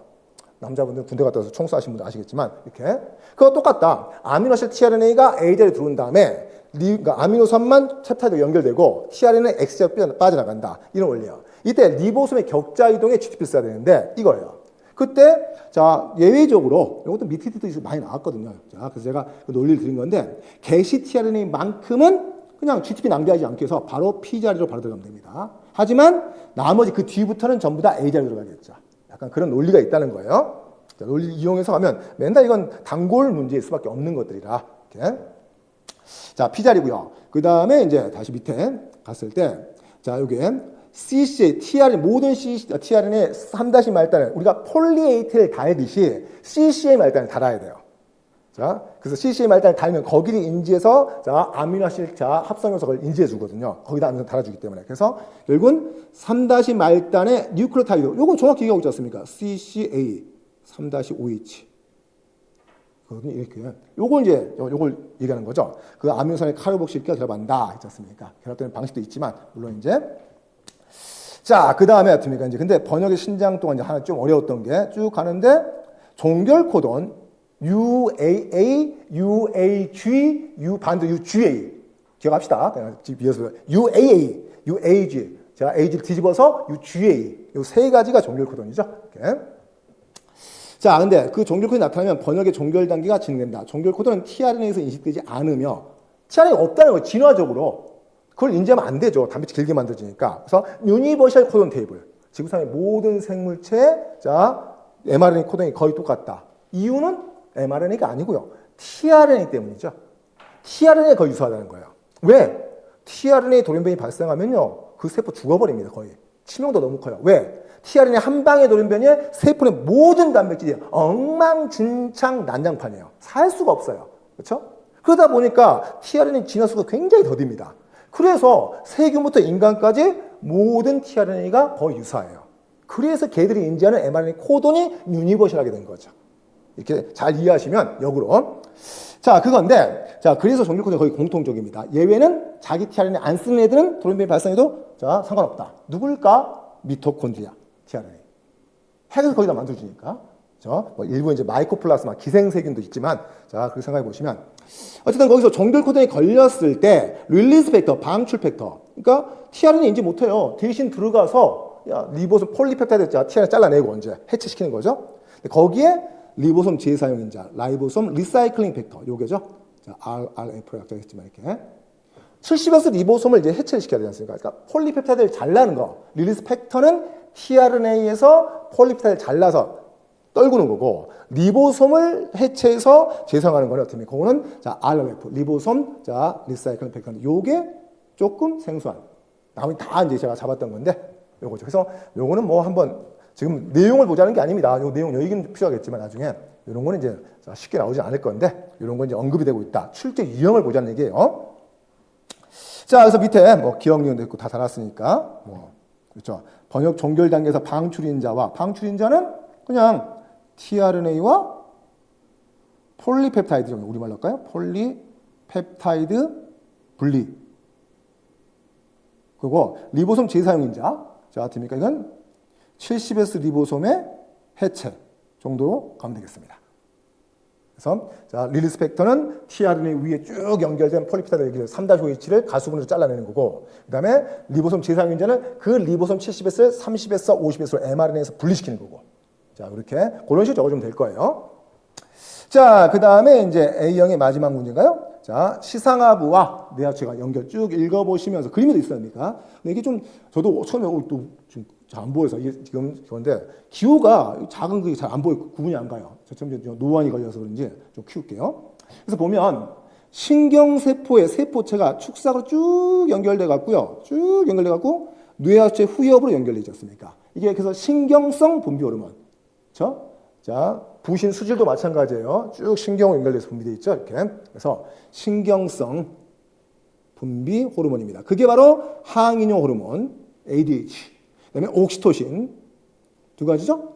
딱 두 개뿐이 없어요. 이렇게 하나 더 있는데 그건 절대 시험지 안 나올 테니까. 자, 이게 네모입니다. 세모는 네모 약간 네모입니다. 이게 뇌하체 후엽. 자, 반면에 자, 잘 보시면 신경이 있긴 있는데 신경이 축삭이 짧아요. 여기 끝났어요. 여기 봤더니 여기 혈관이야. 이게 문맥. 문맥이란 뭐냐? 원래 동맥이 조직 가서 정맥으로 와야 돼요, 심장으로. 근데 동맥이 조직 갔어요. 심장 안 오네? 다른 데 들렸다 오네? 다른 데 들릴 때 이걸 문맥이라고 그러죠. 그래서 어떻습니까? 이게 자, 시상하부 뇌하체 전엽 문맥 또는 간 문맥 들어봤죠? 그렇죠? 간 문맥. 그것도 마찬가지죠. 소장 동맥이 소장 가서 양분 흡수하는데 돌아와야 되는데 간에 들려서 양분 저장 오도록 오지 않습니까? 간 문맥. 요거예요. 어머니. 문맥도 좀 그런 의미를 갖고 있으니까 우리 몸에 딱 두 군데뿐이 없습니다. 문맥은. 자, 문맥이에요. 그래서 방출 호르몬을 조절 호르몬을 분비하는 동그라미죠. 그게 뇌하체 전엽이죠. GPCR을 건드려서 특이적인 자극 호르몬, 트라핀 자극하는 호르몬 이걸 분비하죠. 갑상선 자극 호르몬, 부신필 자극 호르몬, 자 같으니까 생수도 자극 호르몬 등등등. 자, 그런 것들이 분비되겠죠. 그래서 그게 호르몬 분비성을 건드립니다. 여기 가장 기본형이죠. 뭐 아주 쉬운 개념이니까. 기억에 해당되는 기억이 동그라미였습니다. 동그라미면 방출 호르몬이겠죠. 방출 조절 호르몬이니까 동그라미 그렇죠? 자, 해당하는 부위, 그러니까 해당하는 호르몬이 합성되는 부위. 자, 이것도 시상하부죠. 방출 호르몬 시상하부에서 많은 거죠. 요거고 니은에 속한 호르몬, 자극 호르몬 중에 아무나 하나 쓰라는 얘기지 않습니까? 아까 자, 갑상선 자극, 생수 자극, 부신필 자극, 뭐 또 성장 호르몬도 있지만 성장 나중에 보면 성장 호르몬 체세포 자극이라는 거예요. 소메토트라핀이기 때문에 아무거나 그래서 뭐 자. 갑상선 자극 호르몬, FSH, 뭐 LH, 그렇죠? 뭐 소메토트라핀 그냥 등등등 이렇게 있죠. 자, 부신필 자극 ACTH도 있겠네요. 대표적으로 아무거나 하나만 적으면 되겠습니다. 디귿은 네모였습니다. 약간 이게 세모가 아니고 네모죠. 뇌하체 후엽 두 가지 호르몬 이건 맨날 나왔던 문제 아닙니까? ADH하고 옥신의 기능을 적으라 하지 않습니까? 특히 ADH는 최근 3년 동안 2번 이상 나왔던 거 같습니까? 항인용 호르몬, 뇌하체 자, 후엽에서 분비되어서 신장의 원위세뇨관 집합관에 GPCR 건드려서 아쿠아포린의 외포작용, 수분의 재흡수. 자, 그래서 뭐 너무 길게 안 적어도 자, 신장의 수분 재흡수 촉진. 그렇죠? 하면 되겠죠? 신장에서 수분 재흡수. 이게 키워드가 되겠습니다. 뭐 여러분이 좀 더 여유가 있으면 거기다가 뭐 아까 제가 말씀드렸던 뭐 원위세뇨관 집합관 해도 되겠고. 자, 그다음에 이제 옥시토신은 첫 번째가 이제 출산. 그러니까 여성의 자궁평활근이 원래는 따로따로 다 분리돼 있어요. 간극연접이 없습니다. 자, 있는데, 근데 이제 착상이 되고 애가 10개월 동안 점점 커질 거 아니야. 요만한 수정란이 4kg까지 커지려니까 이게 엄청 자궁이 커진다고요. 내막에 커지는데 나중에 진짜 출산을 할 때 진통이 유발돼야 됩니다. 평활근이 동시에 수축을 해야 돼요. 그래서 자, 그때 간극연접이 발달되거든요. 그겁니다. 그때 옥시토신이 진통, 출산 시 자궁 수축이죠. 촉진한다. 이게 들어가겠죠? 자, 그래서 자, 일단은 항인 호르몬은 신장에서 수분 지흡수가 키워드. 그다음에 옥시토신은 출산 시 자궁 평활근 수축 키워드. 이렇게 적어주면 될 것 같아요. 자, 이렇게 해서 A형은 정리됐고요. B형. 좀 빠르게 한번 넘겨볼게요, 이제. 자, B형. 개통술 제가 나중에 제 문제, 제가 이게 비슷한 그림 있었습니다. 보여드릴 건데, 나중에 정리할까요? 지금은 빠르게. 육상식물, 키워드는 건조, 내성. 여러 가지 시작했습니다. 자, 가장 좋은 예로서 다세포성 폐. 그렇죠? 이렇게. 여기 있고. 그 다음에 이제 큐티클층, 왁스층이죠? 그렇죠? 자, 그 다음에 같은 경우에 또 이제, 자, 그것도 추가적으로 더 몇 개가 있지만, 대충 이렇게 할게요. 자, 그 중에서 이제 가는 특성인데, 이게 이제 공유형조 파생형인데, 체관을 갖는다? 관다발이거든요? 관다발은 무조건 줄기가 있어야 됩니다. 그쵸? 그런데, 수중식물은, 자, 줄기 없습니다. 물에 떠버리면 돼, 그냥. 엽상체. 잎과 비슷한 애도 그냥 물 둥둥 떠버리면 되니까, 줄기 필요 없어요. 자, 근데 육상으로 올라오면은 아주 키가 제일 작은, 선태식물, 선유와 태류, 이끼. 얘네들은 줄기가 없죠. 너무 키가 작으니까. 육상 중에 유일하게 없는 게 선태식물이라고 생각하면 되겠고요. 그다음에 양치, 선양종, 선태, 양치 종자니까 양치식물도 키가 크니까 줄기가 있겠죠. 그러니까 아하, 체관을 가진다. 그럼 같은 경우는 자, 선태식물 없고 육상에서 그다음에 딱 끊어서 양치 종자가 있겠죠. 대충 느낌. 자, 심피, 카르펠. 이건 어떻습니까? 암술. 꽃의 암술이지 않습니까? 암술. 자, 암술 쪽이기 때문에. 꽃을 피는 거죠? 그럼 어떻습니까? 이제 양치식물, 포자식물 아닙니까? 그러니까 종자가 꽃을 안 피고요. 어떻습니까? 그다음에, 자, 어떻습니까? 꽃을 피워야 되겠죠? 그러니까 꽃을 피워야 되니까 어떻습니까? 이거는, 자, 어떻습니까? 종자식물이겠죠? 이건. 쭉 없고, 양치까지 없고, 종자식물부터 이제, 자, 있다. 종자식물 중에서 거시속시인데 정확히 이제 소옥시식물로 가겠죠, 다시. 종자에서 소옥시식물. 이렇게 하면 되겠습니다. 그래서 아주 고등한 식물이겠죠. 자, 그 다음에, 자, 포자가 아니고 포자체. 조심할게요. 배우자, 단세포, N상태 단세포 배우자, 배우체, 다세포. 은근히 생물 많이 공부하신 분도 그 개념이 없더라고요. 배우자는, 자, 감수분열 결과 만든 N상태 단세포, 배우체는 그들이 유사분열한 다세포. 자, 그러면 조심할 게 포자와 포자체. 이건 조심해야 됩니다. 포자가 감수물로 만드는 하나의 단세포 N. 포자체는 그 포자를 만드는 본체. 감이 오시나요? 지금 연습합시다, 이렇게. 그래서 그거요. 그러니까 포자체가 존재한다. 자, 이거지 않습니까? 그러면 뭐냐? 배우체도 있고 포자체. 배우체는 N의 다세포, 포자체는 EN의 다세포거든요. 그렇죠? 포자를 만드는 다세포니까. 세대 교본이 나오는 거죠. 이렇게 되면. 그렇죠? 물론 식물계는 다 세대 교본이 있습니다만은 거의. 자, 기가셔서 포자체가 존재한다. 그러니까 이거는 모든 식물이죠. 그러니까 그냥 전체 식물이 다 포함되는 거죠. 기본적으로 식물은. 그래서 선태 식물부터 다 포함되는 거예요. 육상 식물이니까 선태부터 종자 식물 끝까지 전부 다 포자체가 있는 거죠. 그 안에서 어떻습니까? 장량기 빼더라도 그 안에서 만드는 거니까. 각피, 큐티클이죠. 자, 육상 식물의 공통이죠. 아까 건조내성이라고 했지 않습니까? 이거고. 엽록소피, 이건 어떻습니까? 녹조 차축조부터 공통이죠. 그러니까 수면 가장 가까이 있는 조류, 녹조 차축조. 얘가 엽록소 AB잖아요. 거기서 바로 육상으로 올라왔어. 선태식물이. 그러니까 그것도 AB. 그래서 엽록소 A, B는, A하고 B는 녹조부터 그다음에 쭉 육상까지 요겁니다. 이렇게. 나중에 또 이제 잡는 방법이 있는데 간단히 지금 답만 다른 거니까. 그러면 여기서 가마지금 고사리 양치식물이네요. 양치 갖지 않는 특성은 무엇이냐? 자, 심피만 없죠. 여기서 심피만. 그렇죠? 자, 여기서 무엇이냐? 심피. 여기 없다. 없는 거니까. 그리고 가마중 소리끼 선태식물이네요. 자, 특성이 갖는 거죠. 공용질이 몇 개냐? 그러면 어떻습니까? 체관, 관답은 없다, 줄기 없으니까 빼고, 심피 빼고, 나머지 포자체, 각폐, 엽록체, A, B. 그러면 3개. 그렇죠? 이렇게 물론 개통수를 보면서 가면 좋은데 지금 답만 나는 거니까 이런 식의 문제가 있었다는 걸 보여드린 거고. 자, 여기 조금 생소한 내용이었죠. 자, 뼈 형성 과정에서, 그러니까 생각해 보면 엄마 뱃속에서 초기 배아가 만들어질 때, 배아가 태아가 될 때, 배아는 기관 발성이 없는 게 배아입니다. 네, 기관 발성 되면 태아인데. 뼈 형성 과정에서 2가지 방식이 있다. 첫 번째 주죠. 연골이 먼저 형성되지 않고 중간엽 조직, 중배엽 조직의 일부, 바로 뼈로 전하는 막내고라, 인터멤브레이너스 오시피케이션. 자, 그러니까 뼈가 막 사이에서 된다. 이렇게 되는 거고. 요게 지금 그러니까 이거는 배아 단계죠. 배아 단계.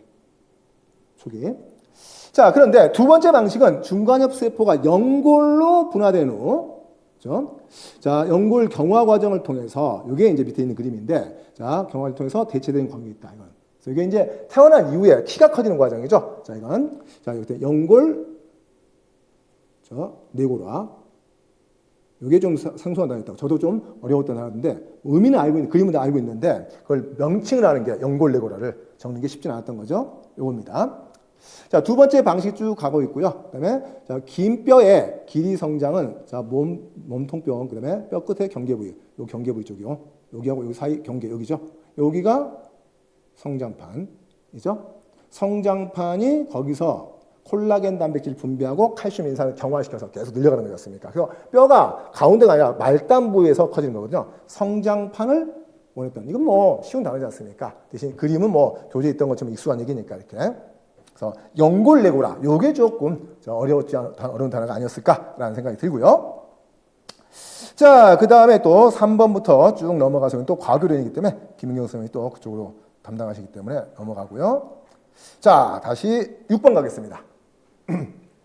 6번이 어떻습니까? 이제 약간 세포 생물학의 리소좀 많이 나와야 된다고 강조했었습니다. 자, 그래서 리소좀인데 약간 이제 다른 각도 나오긴 했지만 대식 세포에서 리소좀이 많이 발달되겠죠. 자, 하여튼 쭉 보면 세포 자신의 노후화여서 쓸모없는 부분, 예를 들어서 미토콘드리아를 분해시키는 과정, 오토파지 영어, 자가 포식 또는 자식 또는 자가 소화. 자, 둘 다 아무나 상관없겠습니다. 요거죠. 자, 요 과정인데, 자, 이때 이제, 대익세포에서 먼저 갑니다. 세균에 뭔가 붙었고요. CR1, 일부러 감춰놨죠? 컴플리먼트가 보치 아니고 항체를 도와주는, 보완하는 컴플리먼트. 보완이라는 영어 아닙니까? 자, 리셉터. 자, 종류가 있는데, 그 중에 이제 1을 얘기했죠? 자, 그러면 이게 이제 우리가 약간 면역학적으로 요게 자, 항체가 붙거나 또는 C3B라는 보체가 붙었을 때, 컴플리멘트 리스트 1이 C3B가 가장 대표인가? C3B는 거의 보체, 수용체 다 붙어요. 거의 다. 나중에 또 표현 한번 보겠지만, 붙기 때문에 거기 붙어요. 그러면 수용체 맥의 내포작용처럼 이게 안으로 끌려들지 않습니까? 수용체 맥의 내포작용. 이게 이제 포식작용. 그래서 리소좀과 융합되어서 깔끔하게 분해. 단, 리소좀 안에 가수분해 요소가 탄수화물, 핵산, 그 다음에 지방을 깔끔하게 단위처로 분해. 하지만 리소좀 안에 가수분해 효소가 단백질인지라 단백질은 깔끔하게 아미노산 분해시킬 수가 없어요. 왜냐하면 분해시키지 말아야 될 자기 가수분해 효소도 짜면 안 되지 않습니까? 특이성이 높아야 된다는 거죠. 길이가. 그래서 면역학적으로 병원체의 분해산물 리소좀 안에서 중에 유일하게 펩타이드만이 MHC라는 거에 항원 지시가 잘 되죠. 그 이유가 거기거든요. 그래서 가장 면역원성이 좋은 게 뭐냐? 바로 단백질이거든요. 자, 그리고 또 면역학 얘기인데, 자, 그 얘기는 여기서 좀 빠져 있습니다만, 어쨌든 그래서 포식작용, 리소좀 그래서 하고 가수분해하고 나중에 MHC 여기는 안 나왔지만 플러스 선형의 펩타이드 이렇게 한번 생각하면 되겠어요. 지금 제시라는 거죠. 그럼 요거 이제 보조 T세포라든가 인지해서 얘를 인지할 거 아니에요. 그래서 요게 사실 면역인데, 자 간단하게 해서. 자, 여기 좀 원초적으로 나왔다는 거죠. 약간 세포생물학. 자, 그 다음에 이제 뭐 이렇게, 옵소닌 작용을 이렇게 얘기하는 거고, 그 다음에 뭐 일부, 저분자 물질, 그 다음에 여기 자가포식이죠. 자가포식이 미토콘드리아 분해. 이겁니다. 세 가지에서 1, 2, 3. 자, 옵소닌 작용, 됩니까? 세포 섭취 작용, 그 다음에 자가포식 작용. 세 가지인데, 자, 그 중에서 이제, 기억에 해당하는 명칭이 아까 뭐였냐면, 기억이, 그렇죠. 자가포식. 자가 소화해도 되겠고요. 자, 두 번째, 자, 컴플리먼트 리셉터 1. 여러 가지 종류가 있습니다. 근데 가장 유명한 게 얘니까. 걔와 반응하는 보체 인자의 명칭, 옵소닌 작용을 감춰놨죠, 지금. 옵소닌 작용의 대표적인 역할을 하는 게 C3B 아니에요. C3가 A, B로 쪼개졌을 때 C3B를 제시하라는 얘기죠. CR1의 기능, 뭐합니까? 그 C3B와 결합을 해서 수용체백의 내포작용으로 어떻습니까? 바로, 자, 식세포작용 하는 거지 않습니까? 그래서 식세포 작용 촉진. 그렇죠? 여기 키워드가 되겠죠? 그렇죠? 그래서 보체는 C3B, 이건 뭐 유명한 거니까 C3B. 그 다음에 컴플리먼트 리셉터 1. 뭐 대충 그걸 그림상에 자 식세포 작용 촉진 이렇게 잡으면 될 것 같고요. 자, 그림의 식세포에서 아이노스, 인듀서블, 자 나이트릭 옥사이드 신세이즈. 요게 이제 당연히 일산화질소를 만들겠죠. 일산화질소가 이런 게 어떻습니까? 이제 대익세포에서 어떻습니까? 식세포 작용 또는 촉진을 유발시키는 더 빨리 자, 이 신호를 통해서 더 식세포가 잘 되게 이렇게 요게 키워드의 식세포 작용 촉진시키는 역할을 한다. 라면 되겠습니다. 자, 그래서 아주 어려운 건 아니에요. 제시한 게 있었기 때문에. 그래서 자, 이렇게 들어가고요. 자, 7번. 그렇죠? 뭐 약간 그러니까 제가 말씀드렸지만 저 아까 서두에서 X형체 둘 다 길이가 길었지만 시간이 지나면서 Y가 점점 자, 쓸데없는 유전자를 버리라고요. 괜히 많이 갖고 있는 것도 낭비니까. 그래서 자, 지금 길이가 다르다. 그런데 자, 동원체 센트로미어죠? 서열 다르면 안 됩니다. 동일해야 됩니다. 그리고 어떻게 상동 염체 접합을 이룰 때 일어나야 되니까. 그리고 자, 여기는 뭐 A, 뭐 B, C, 또 SRY 이렇게 있겠지만 여기는 뭐 그냥 가, 나, 다 다른 데 있겠죠. 그런데 여기 자, X 크로모점 이넥티베이션 센터, XIC 똑같아야 돼요. 이건 과거에 나왔던 거죠. X 크로모점의 이넥티베이션 센터. 거기서 GIST, T6 어떤 게 발현되느냐에 따라서 바소체 형성을 인슐레이션 시킨다. 이런 문제가 있었거든요. 많이 나왔거든요, 그게. 그 문제인데 그거 말고도 양쪽 끝에 까만색 보 있죠? 여기가 공통성이 있다는 거예요. 이게 함정입니다. 끝에 있으니까 전혀 나왔던 텔로미어인가? 말단수립인가? 그런데 생각하면 그게 아니라는 걸 보여주겠죠. 보면 기억에는 뼈 성장, 세포 분열, 면역, 신호 전달, 호르몬, 생성, 생식 등에 관련된 30개 유전자가 있다. 텔로미어가 무슨 유전자가 어디 있어? 그렇죠? 이거 텔로미어 아니다. 힌트를 준 거지 않습니까? 이런 힌트가 있으니까 문제를 잘 읽어야 돼요. 그래서 그러면 유전자가 텔로미어는 아닌 것 같은데 텔로미어 뭐지? 그래서 이게 이제 뭐냐면 자 PSE고 슈도 가짜라는 라틴어 기원이죠. 자, 가짜 그냥 오토조말 크로모솜이 이제 상염체 남녀 이상적인 오토존 리전 이 말이고 우리말로 풀자면 자 가짜 상염체 영역, 상염체 유사 영역 그러니까 그냥 상염색체하고 유사하다는 거죠. 상염색체 유사 부위 또는 영역. 그래서 약자로 PAR이에요. 자, 슈도 오토존 자 리전. 자, 그래서 상염체 유사 영역. 대충 말 되시겠죠? 이렇게 빨리 가기 위해서 이렇게. 자, 이게 근데 저도 예측을 못하는 문제 이 부분은 이거는 너무 스페시픽해서 가끔 한두 문제가 그렇다니까요. 이게 항복. 제가 항복. 그렇죠? 이거는. 그런데 밑에 내용은 이제 어떻습니까? 이제 갔을 때 자, 여성의 초기 배아 발달에서 두 개의 X염체 중 하나가 이질적인 염체로 응축이 된다. 전체가 아니고요. 자, 유전자 부위가 요거를 바소체, 바바디 라는 구조로 불활성화되어서 나올 수밖에 없다고 엄청 강조했던 건데 자, 근데 유전자 두 중에서 하나를 가진 여성세포 그게 유전자 발현을 낭비할 필요가 없다는 거죠. 성염체는. 자, 그런데 이제 하나의 사본을 가진 남성세포 유전자량을 보정한다. 정량 보정. 그러니까 별로 중요하지 않기 때문에 XY, 하나뿐인 X, 남자는 그냥 다 발현시키고 있고 여자는 X가 두 개니까 하나는 응축해서 하나만 발현시키자라는 게 정량 보정이었는데 자, 거기까지는. 하지만 성염색체의 기억, 자, 아까 그냥 약자 쓸게요. 슈도 오토조말 리전에 존재하는 일부 유전자는 응축이 되지 않는다. 바소체라다 하더라도. 그거죠?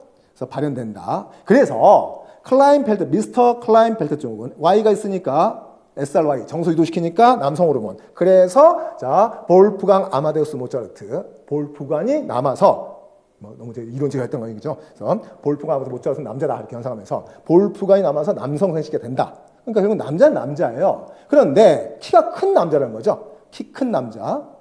거대, 키 큰. 자, 비성적 크다. 그럼 왜 그러냐? 밑에 설명해 주겠죠. SOX, Short Stature Homeobox. 그러니까 짧은 키, 스태처가 됩니까? 호메오박스. 자, 그러니까 발생인자 되겠습니까? 이게 돌연변이 발생했을 때, 그러니까 정상 기능할 때는 키를 크게 하는 건데, 이게 돌연변이 발생했을 때 유전자量많은 경우 돌연변이 이름을 붙이니까 이거죠. 뼈 발달에 중요한 단백질 암호하고 있어서 XXY 클라인 패키지 남성에서 미치는 디귿과 같은 표현이 나타난다. 큰 크가. 뭡니까? 자, 일단은 XXY. 남자지만, Y가 생긴 남자지만 X가 두 개니까 바수체가 하나 생겨요. 근데 바수체 주인데, 그런데 아까 말씀드렸던, 그 말단 부위의 PAR 부위는 바수체라 하더라도 응축이 안 되니까, 거기 유전자 많은, 다른 것 말고, 거기는 발현량이 2배가 되겠죠? 그래서 키가 커지게 되는 거지 않습니까? 이렇게.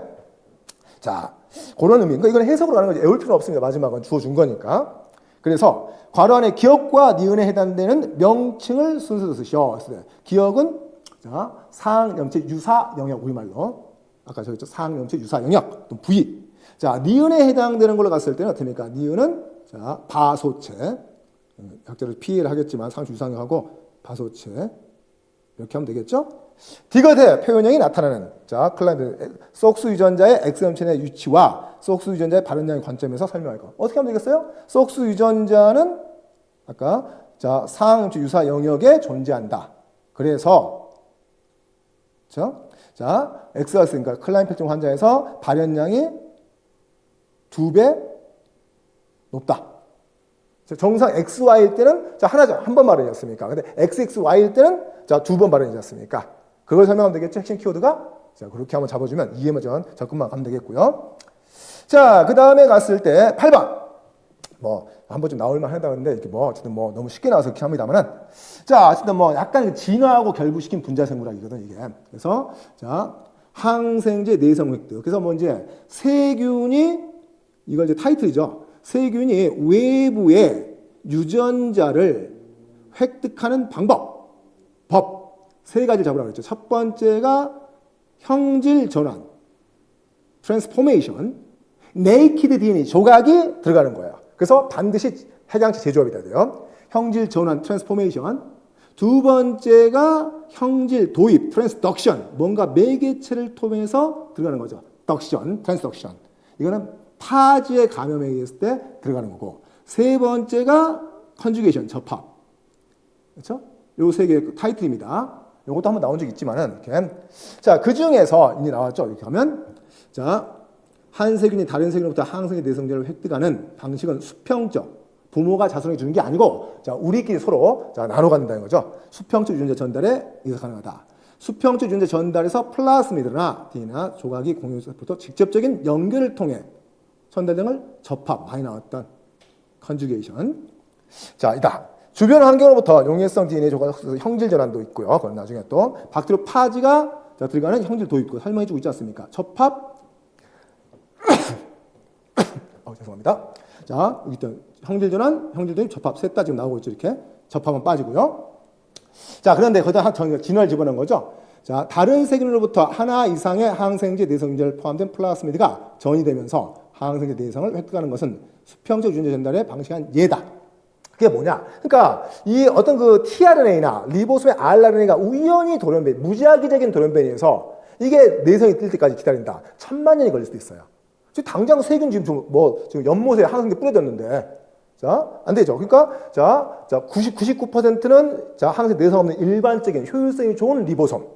근데 1%가 우연히 돌연변이가 발생해 갖고요. 리보솜의 효소 활성은 안 좋아요. 지금 리보솜이 갖고 있는 게 정상 세균이 가장 효율이 좋은 거야, 리보솜은.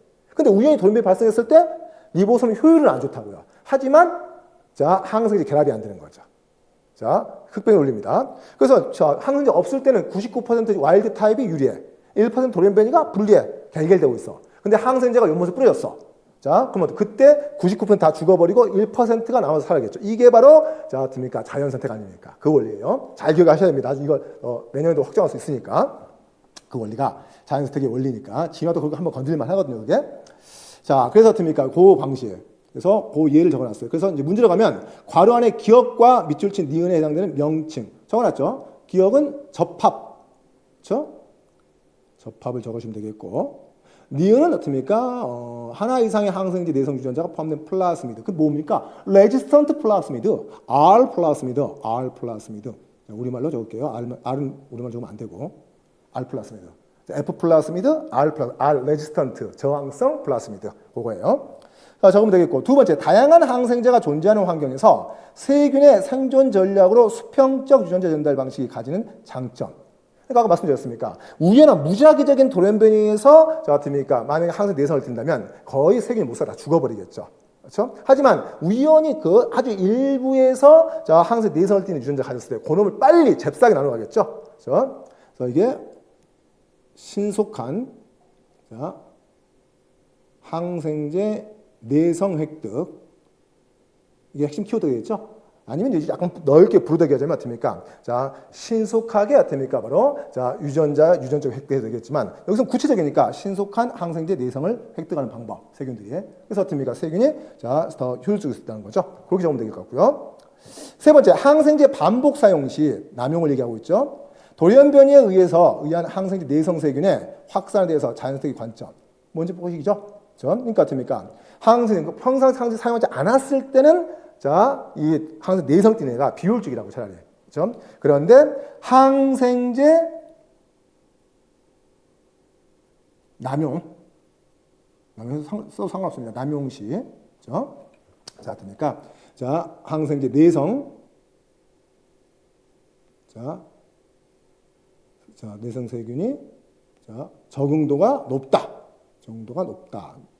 이런 식으로 적으면 되겠죠? 그래서 항생제 사용 시, 자, 항생제 내성 돌연변이 세균이, 그 전까지 아니지만 내성 세균이, 자, 적응도가 높기 때문에 더 빠르게 증식한다든가, 또는 생존하게 된다든가, 이렇게 적으면 되겠죠? 그러니까 키워드만 잘 넣어주면 어차피 그 어미라든가 이런 건 상관없으니까. 그래서 항생제 남용 시, 또는 자, 반복 사용 시, 자, 항생제 내성 세균의 자, 적응도가 높아지기 때문에, 자, 신속하게 뭐 증식한다라든가 적으면 되겠습니다. 자, 그 다음에 이제 9번. 좀 너무 이제 얘기하면 너무 기니까 짧게 갈게요. 이게 이제 지방산 코에이죠. 이게 카르복산키가 있고요. 코엔자미. 그래서 왜냐면 코엔자미도 참 오묘한 물질입니다. 상당히 비타민 B5가 굉장히 긴 물질이거든요. 큰 물질이에요. 이게 왜냐면 자, 유기물을 막 잘라요. 자르다 보면 점점 유기물이 작아집니다. 크게 작아지면 너무 작아져요. 그럼 다음 순서 인지를 못해. 이게 특이성이 떨어지니까. 그래서 너무 작아지면 자, 유기물이 분해되다 너무 작아지면 그게 탄소 2개 이하로 떨어지면 그놈을 효소가 인지를 못합니다. 그랬을 때 이 작은 물질을 다른 큰 유기물에다 붙이거나 우리가 옥살로아스산에다가 코엔자임, 그러니까 아세틸기를 붙인다든가 그래서 시트산 탄소 6개지 않습니까? 다시 크게 늘리는 거야. 효소가 인지 잘하게. 또 어떻습니까? 루비스코가 CO2를 도저히 어렵게 잡아갖고요. 자, RUBP에다 붙인다든가. 전부 다 그런 원리가 있어요. 마찬가지예요. 자, 이게 아세틸 지방산 코이도 나중에 쪼개지면 아세틸 코이가 나오겠죠. 탄소가 쭉 나오면서 자, 보면 이게 아세틸 탄소 2개짜리죠. 코엔자임이. 자, 아세탄만 놔두면 효소가 잘 인지 못해요. 그래서 코엔자임이 덩치 큽니다. 걔가 쭉 달고 있으면 그럼 다음 효소가 인지를 잘합니다. 요 놈을 갖고 이제 TCA 회로 그다음에 자, ETC 전자등락에 자, 보내면 되겠죠? 산소를 하는 거죠. 자, 그래서 어쨌든 간에, 자, 그 설명을 해주고 있어요. 베타산화. 왜냐면 두 번째 탄소. 첫 번째 가장 산화된 게 1번 탄소. 거기서부터 첫 번째가 알파, 베타, 감마 탄소. 근데 탄소 2개씩 끊어야 돼요. 물질 대사. 어차피 해당 과정의 산물 피루산. 피루산에 탈탄산 거치면 아세틸코일. 그 분해 요소가 있어요. 지방산도 어떻게 해서든 간에 그 아세틸코일 만들면 그 효소를 낭비할 걸 공용으로 같이 쓰는 거죠. 그래서, 자, 해당 과정 피부산 산화로 포도당이 아세틸코이 되듯이 자, 지방산은 베타산화를 통해서 아세틸코이가 되는 거죠. 그 이후부터는 같은 요소 쓰면 되는 거니까 그 원리입니다. 자, 그쭉 읽으면 그런 얘기 적어져 있는데 베타산화가 베타 자리다. 여기를 탄소 2개씩 끊어야 되니까 자, 탄소가 2개씩 나오면 앞이죠. 살짝 잘못 적었네요. 요 알파 베타죠. 이렇게 탄소가 하나 둘 나오면 이렇게. 그래서 알파와 베타 자리를 산화시켜야겠죠. 여기서. 근데 산화할 때 포화탄소, 산소가 없는 포화탄소 H2개를 빼는 게 FADH2, 2개 H를 뽑는 거고요. 고인전자를. 그러면 잠시 이중결합이 생깁니다. 여기다가 물을 집어넣어서 다시 수산기를 달죠. OH하고 H. 자, 그러면 CH의 고온의 전자를 뽑아내는 게 NAD 플러스가 NADH. 또 이제 나중에 산소흡대 제가 논리 설명할 거예요. 어떻게 접근하는지. 자, 그러면 그 다음에 다시 새로운 코이가 들어가면서 탄소 2개짜리 그대로 베타 자리 끊어내고요. 자, 1번에 알파, 그 다음에 여기가 이제 베타 자리가 다시 1번이 되겠죠. 그래서 탄소 2개씩 끊어지는 이게 베타산의 첫 번째 기작입니다. 자, 그래서 위에 지방산의 베타산화 경로에서 지방산은 짧아지며 FADH2 첫 번째 포화탄소를 산소가 안 붙은 데 무조건 나올 때 FADH예요. 여기 나오고 그 다음에 산소가 있었을 때는 NADH 나오고요. 수소이온 뭐 대충 그런가 보다. 그 다음에 뭐가 하나 상봉되겠죠. 이거 나오지 않습니까? 아세틸 코A가 나오겠죠. 자, 산물, 베타산화의 산물은 아세틸 코A가 기억에 해당되겠습니다. 이렇게. 자, 밑에 팔미트산. 제가 이거 좀, 그러니까 팜유, 야자유. 팜유, 야자유지 않습니까? 근데, 자, 식물이에요. 세포벽이 있어요. 그러니까 세포막이 잘 안 터져요. 안 터지니까 동물에 비해서, 그죠? 세포막이 더, 자, 어떻습니까? 타이트할까요? 아니면 더 유동적일까요? 잘 생각해보세요. 식물은 세포벽이 있습니다. 줄기를 세워야 되니까, 가늘고 길게 세포벽 연결시켜야 돼. 그렇죠? 그 세포를 가질 수밖에 없어. 운동성은 필요 없습니다. 내가 스스로 광합성을 양분 만들면 되니까. 누가 안 잡아먹어도 되니까. 그러니까 키가 커요. 줄기가 커야 됩니다. 햇빛을 받기 위해서. 세포막이 있습니다. 세포막이 안 터집니다. 그러니까 진화적으로 세포막의 유동성이 높다 낮다? 동물에 비해서? 높다 낮다? 높다. 높아도 된다. 그런 거죠. 자, 거기에서 기억하시면서 높아도 되니까 지방산 길이가 인지질 길이가 동물보다 길다 짧다? 짧다. 가장 기본형이 산소 16개짜리 팜유만 팔미트산. 자, 그래서 C16의 제로. 근데 스테아르산, 그리스 라틴어 결로 스테아르가 소, 기름. 동물이죠. 동물의 기본 길이는 스테아르산이, 자, 동물은 C18의 제로가 기본이에요. 이게 스테아르산이거든요. 요거 좀 아셔야 됩니다. 이걸 알아서 말씀드렸죠. 그래서 스테아르산, 팜유, 야자오는 좀 길이 짧다. 그 다음에 시스 불포화 꺾임. 누가 심하다? 세포벽이 있는 식물이, 세포벽이 없는 동물이, 세포벽이 있는 식물이 시스 불포화. 그래서 옆에 이제 밀어서 더 유동성 커지게. 그렇죠? 여러 번 꺾는 거. 원래 기본, 자, 가운데 꺾는 게 한 번 꺾으면 생기겠지만, 가운데서 인질이 있어요. 한 번 꺾으면 되겠죠? 그런데 옆에 인질이 밀리잖아. 그런데 한 번 꺾고 나서 또 꺾고 또 꺾고 또 꺾고 여러 번 꺾는 거. 엄청 밀리겠죠, 인지질이? 유동성 엄청 커지겠죠? 자, 이게 누구다? 식물. 그래서 오메가3, 6 많이 들어봤잖아요. 그렇죠? 맨 끝 탄소가 오메가거든요. 오메가 1번이거든. 그래서 여러 번 꺾는다. 그래서 9번, 오메가 9은 동물도 있어요. 오메가 9 꺾여. 한 번 꺾는 거는. 여러 번 꺾는 거는, 자, 그러니까 식물에 있는 거죠. 오메가3, 6 지방산, 그래서 사람한테 필수 지방산. 나가 필요 없으니까 있으면 안 되니까 안 만든 거였던 거죠. 자, 동물은 세포벽이 없잖아.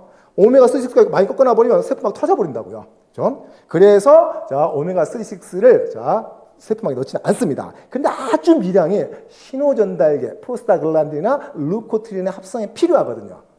그거 내가 왜 만들어? 그냥 어차피 누굴 잡아먹으니까 거기 딸려 들어온 걸 먹으면 되겠지. 그런 원리지 않습니까? 그래서 용어를 좀 아셔야 된다고 그랬어요. 그래서 팔미트게시드 요거 탄소 16개를 가진 포화지방산 설명을 해줬습니다. 자, 팔미트산은 베타산화 과정이 몇 번? 김밥을 지금 2개씩 끓여야 되니까 자, 8개 아스틸코이겠죠? 16개짜리니까 2개 하면 자, 8개. 근데 칼질은 7번. 그렇죠? 그래서 7번. 그래서 8개의 아스틸코 나오겠지만 7번 일어나서 8개 아세틸코이를 맞겠죠? 김밥을 자르는 원리 생각해보면. 그런데 팔미톨레산. 알아? 자, 팔미톨레산. 팔미트산이 포화지방산이야. 근데 팔미톨레산은 거기에 어디 이중결합이 이미 있는 거야. 설명해주고 있죠. 탄소는 같지만 탄소와 탄소에 이중결합이 한계가 있대요. 그럼 저 위에서 FADH를 쓰지 마세요. 뽑지 마세요. 이미 이중결합이 있는 걸 여기서부터 시작하면 되지 않습니까? 그렇죠? 아스틸코이 게스는 똑같이 나옵니다. 하지만 FADH2가 그만큼 적게 만들어지겠죠. 자, 이렇게. 자, 그걸 설명해 줬으니까. 그래서, 자, 이렇게 보면 되겠고. 자, 괄원의 기억에 해당되는 명칭과 니은에 해당하는 숫자. 기억이 뭐였더라? 아세틸코이고요. 간단히 빠르게. 그 다음에 숫자는 16개니까 칼질은 자, 2개씩 해서 8개가 아세틸코이라면 7번. 7번, 7번을 가면 7 가면 되겠고. 자, 완전히 분해되었을 때 팔미트산보다 팔미톨레산 이중결합 하나 있다고 그랬습니다. FADH2가 하나 적게 만들어지겠죠? 자, ATP 생성에 더 적은 이유를 자, 뭡니까? 그럼 결국은 이 그림상에서, 자, 일단 뭐, 앞에 설명하자면, 지방산의 포화도가 낮다. 수소로 포화되기 좀 낮다. 전자의 포화도가 좀 살짝 낮기 때문에, FADH2가 여기 적어있죠? 적게 만들어져서, 여기서 만들어지는 ATP가 적다. 뭐, 1.5ATP가 적을 필요 없고, 그래서 결국은, 자, FAD 적어서 ATP 생성이 적다가 키워드겠죠? 자, FADH2의 생성량이 하나가 적기 때문에 자 거기서 만들어지는 전자전자에서 ATP가 그만큼 적다. 뭐 1.5개 적다 이렇게까지 ATP 적을 필요는 없고 여기서는. 그 다음에 완전히 분해됐을 때 같은 질량을 차지하는 중성지방 예를 들어서 그람당 9kcal 평균값으로 중성지방. 자 다당류 탄수화물이죠. 그람당 4kcal 평균값이죠. 같은 그람인데 열량은 지방이 월등히 많지 않습니까? 두 가지 측면에서 일단은 탄소 주변에 고에너지 들뜬 전자가 많아. 탄소의 포화도가 높으니까 그게 핵심이죠. 그래서 자 중성지방의 탄소의 포화도가 높다. 이 꼭 들어가야 됩니다. 그렇죠? 자 높기 때문에 그렇죠. 그 다음에 뭐가 있냐면 이거 핵심 포인트인데 더 들어가면 그래서 2배까지는 아니잖아요. 그럼 2배가 넘잖아요. 그건 뭐냐면 탄수화물에서 산소의 원자량이 커요. 그러니까 자 산소가 원자량이 수소보다 16배가 크기 때문에 산소가 들어가되면 1g 안에 자 몰수가 적어요. 이게 가장 키워드고 두 번째 더 하고 싶으면 그렇죠? g당 분자수 또는 몰수가 적다. 이거는 안 적어도 상관없을 것 같아요. 자 여러분이 나 잘났네 한번 하려면 거기까지 적어도 되겠지만 요 키워드는 탄소의 포화도가 높다. 요걸 적어야 됩니다. 자 이렇게 적었고요. 그 다음에 이제 자 10번. 자, 블루 화이트 스크린입니다. 유전자 K를 클로닝 하는데, 자, 대장균 라고페론에 있는 기억 유전자, 락지죠? 약간 이탈릭제로 적으시면서, 유전자 이름은, 락지 유전자는 무색에 기질인 X갈, 그렇죠? 적갈포, 자, 적당한 갈락토스 포당의 베타 원포인데, 갈락토스 여기 있네. 포당 대신에 X라는 물질을 달아놨죠. 베타 원포로. 화합물질입니다. 자, 이게 이제 무색인데, 이걸 분해시키면 X가 뭉쳐요. 덩어리져요. 그래서 물이 안 녹으면서 덩어리지면서 청색이 되거든요. 지금 무색입니다. 분해되면 X가 막 덩어리지는 거지, 지들끼리. 그래서 덩어리지니까 청색이 되는데, 그 과정을 생략하고 청색 산물로 전환 효소다. 플라스미 P에는 제한효소 BAMH1이 인식 부위가 한 곳만 있는데, 이 부위에 아까 락지 유전자의 염기설 내부에 있다. 그래서 여기를 잘라버리면, 거기다 한 걸 끼우면, 유전자가 토막이 나면서 격자 이동 돌연변이, 프레임 시프트 뮤테이션이 발생되더라. 뭐 이런 얘기겠죠. 대충 자 기능 상실 내다 그 말이죠. 그래서 기능 상실이 유발된다. 뭐 그런 핵심 포인트입니다.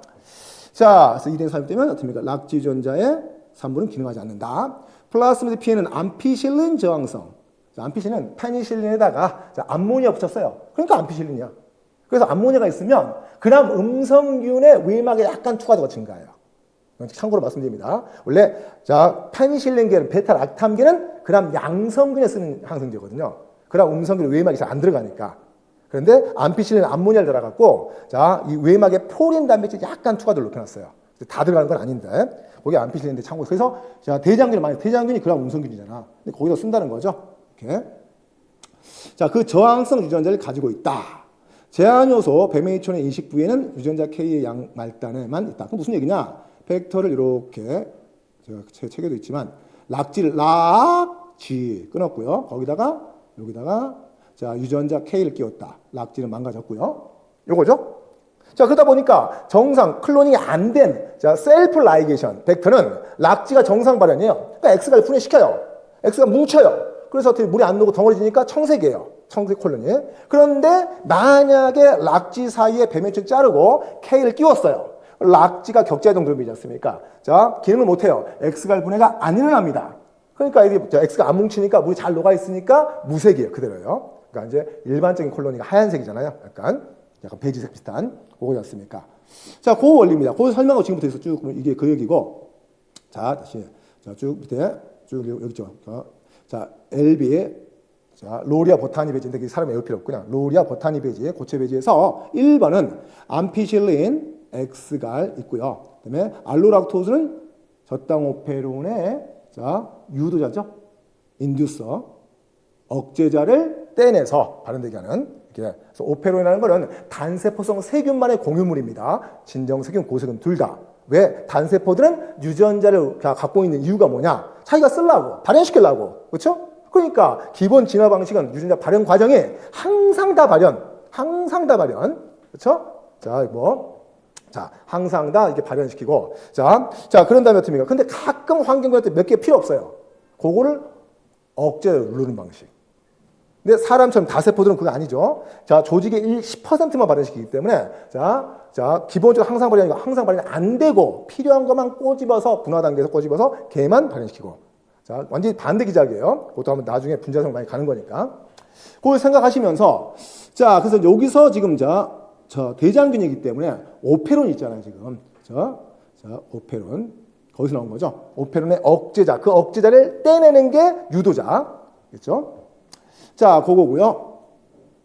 자, 그 다음에 이제 LB에서 쭉 콜로니, 청색과 흰색 콜로니 나옵니다. 그래서 여기 보면, 자, 일단은 봤더니 여기서 데이터를 보면, 자, 먼저, 여기가 LB 고치 2번이죠. 청색 콜로니.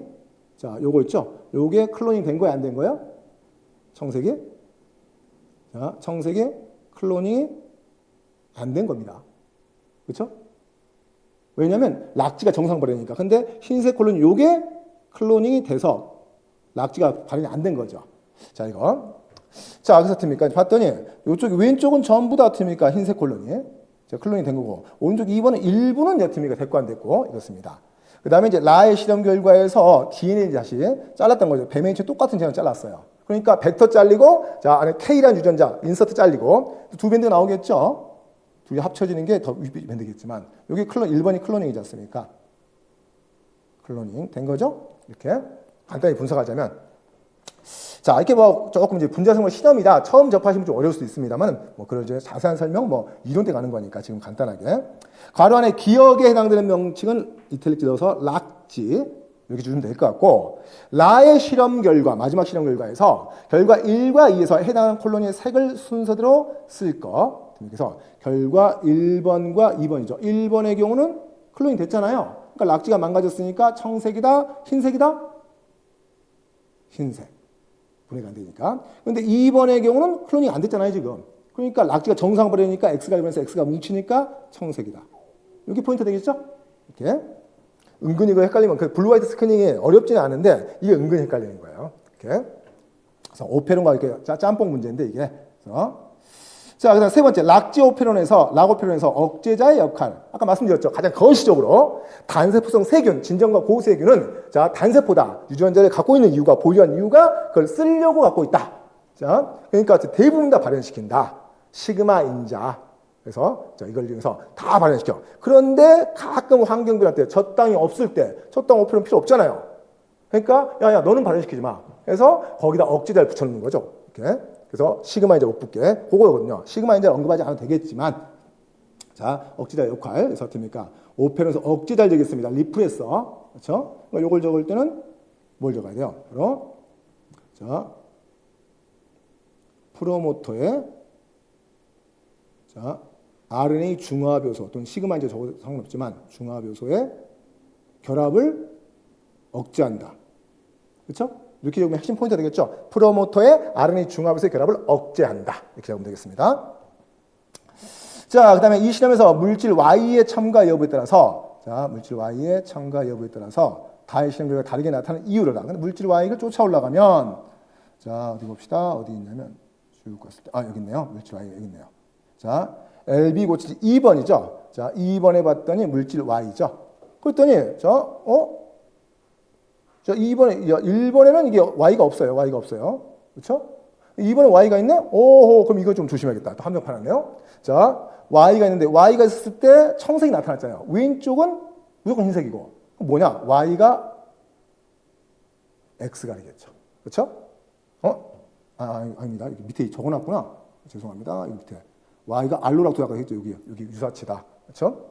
자, 이게 알로락 유사체. 요걸로 갔으니까 그건 아니고 X가 다 있네요. 그러면 자, 알로락토즈니까 저땅 오페론의 발현이네요. 그렇죠? 그러니까 이게 자, 저땅 오페론의 발현. 그래서 자, 물질 Y의 첨가 여부에 따라서 다의 실험 결과가 다르게 나타나는 이유. 다가 요거죠. 그렇죠? 그러니까 이제 자, 봤을 때 만약에 이제 자, 셀프 라이게이션이라 하더라도 락지가 없었을 때는 그렇죠? 자, 알로락토즈 없었을 때는 발현이 안 될 거 아니야. 억제자 때문에 발현이 안 됩니다. 그러니까 X가 분해가 안 되겠죠. 그러니까 자, 만약에 1번 이렇게 보면 되겠다. 이렇게. 요거는 Y가 없어요. 알로락토스가 없어요. 그러니까 락지가 발현이 안 됩니다. 그러니까 X가 분해가 안 돼요. 이건 클론인과 여부와 상관없이 이렇게 된 거고. 자, 그런데 이제 자, 이쪽에 2번 이쪽이죠. 요거는 확실하게 이제 물질 Y를 넣었죠. 알로락토스를. 그러니까 이제 저당호흡이 발현됩니다. 발현되는데 그 중에 아까 말씀드렸던 일부는 자, 이제 락지의 발현이 있는 거죠. 이게 셀프 라이게이션, 그렇죠? 셀프 라이게이션이고, 요 하얀색이 여기 클로닝 정확히 된 거. 전체가 다가 아니라, 그러니까 이게 실험해 보면 100만 분의 1의 확률이기 때문에 세균 100마리 중에 한 마리가 클론이 되기 때문에 이렇게 자, 그래서 이게 X는 그러니까 첫 번째 자 X가 Y가 없는 첫 번째 실험 1번은 의미가 없어 대조군이고 오른쪽 2번이 실험군인데. 여기다 알로락트를 주어서 저당 오표를 발현시켰습니다. 발현돼봐. 그럼 락지 발현돼서 X가 분해시켜 청색이 되라? 라고 했는데 청색이 된 놈은 그냥 될게. 셀프 라이게이션이니까. 그런데 됩니까? 그래도 여전히 자 X가 분해가 안 되는 거죠. 락지가 망가졌으니까. 그래서 결국은 여기서 요 흰색 콜로니가 바로 클론이 된 거죠. 자, 그래서 보면 자 Y의 참과에 따라서 다이시험과 다르게 나타나는 이유는 그냥 자 락지의 발현 여부죠. 요거는 락지의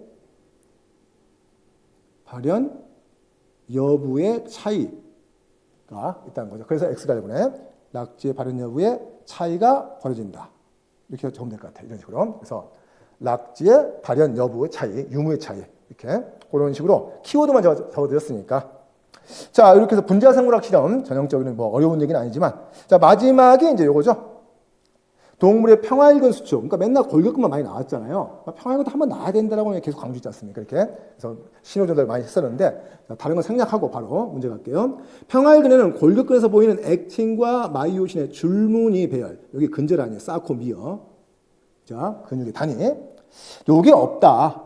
없는 이유가 당연하다고요. 자, 신소가 강한 힘을 쓸 필요가 없기 때문에. 자, 그 다음에 긴 길이 세포가 될 필요 없다. 그러니까 골격근은 엄청 심장을 길다 그랬죠. 왜? 계속 이렇게 근절이 계속 있어 연결되어 있으니까 일방향으로. 그래서 긴 길의 수축이 가능하다. 자, 거기서 많은 특징이 나오는 건데, 그게 골격근, 자 가로무늬 근에서 그건데, 자 어차피 이건 보다시피 방추형이죠.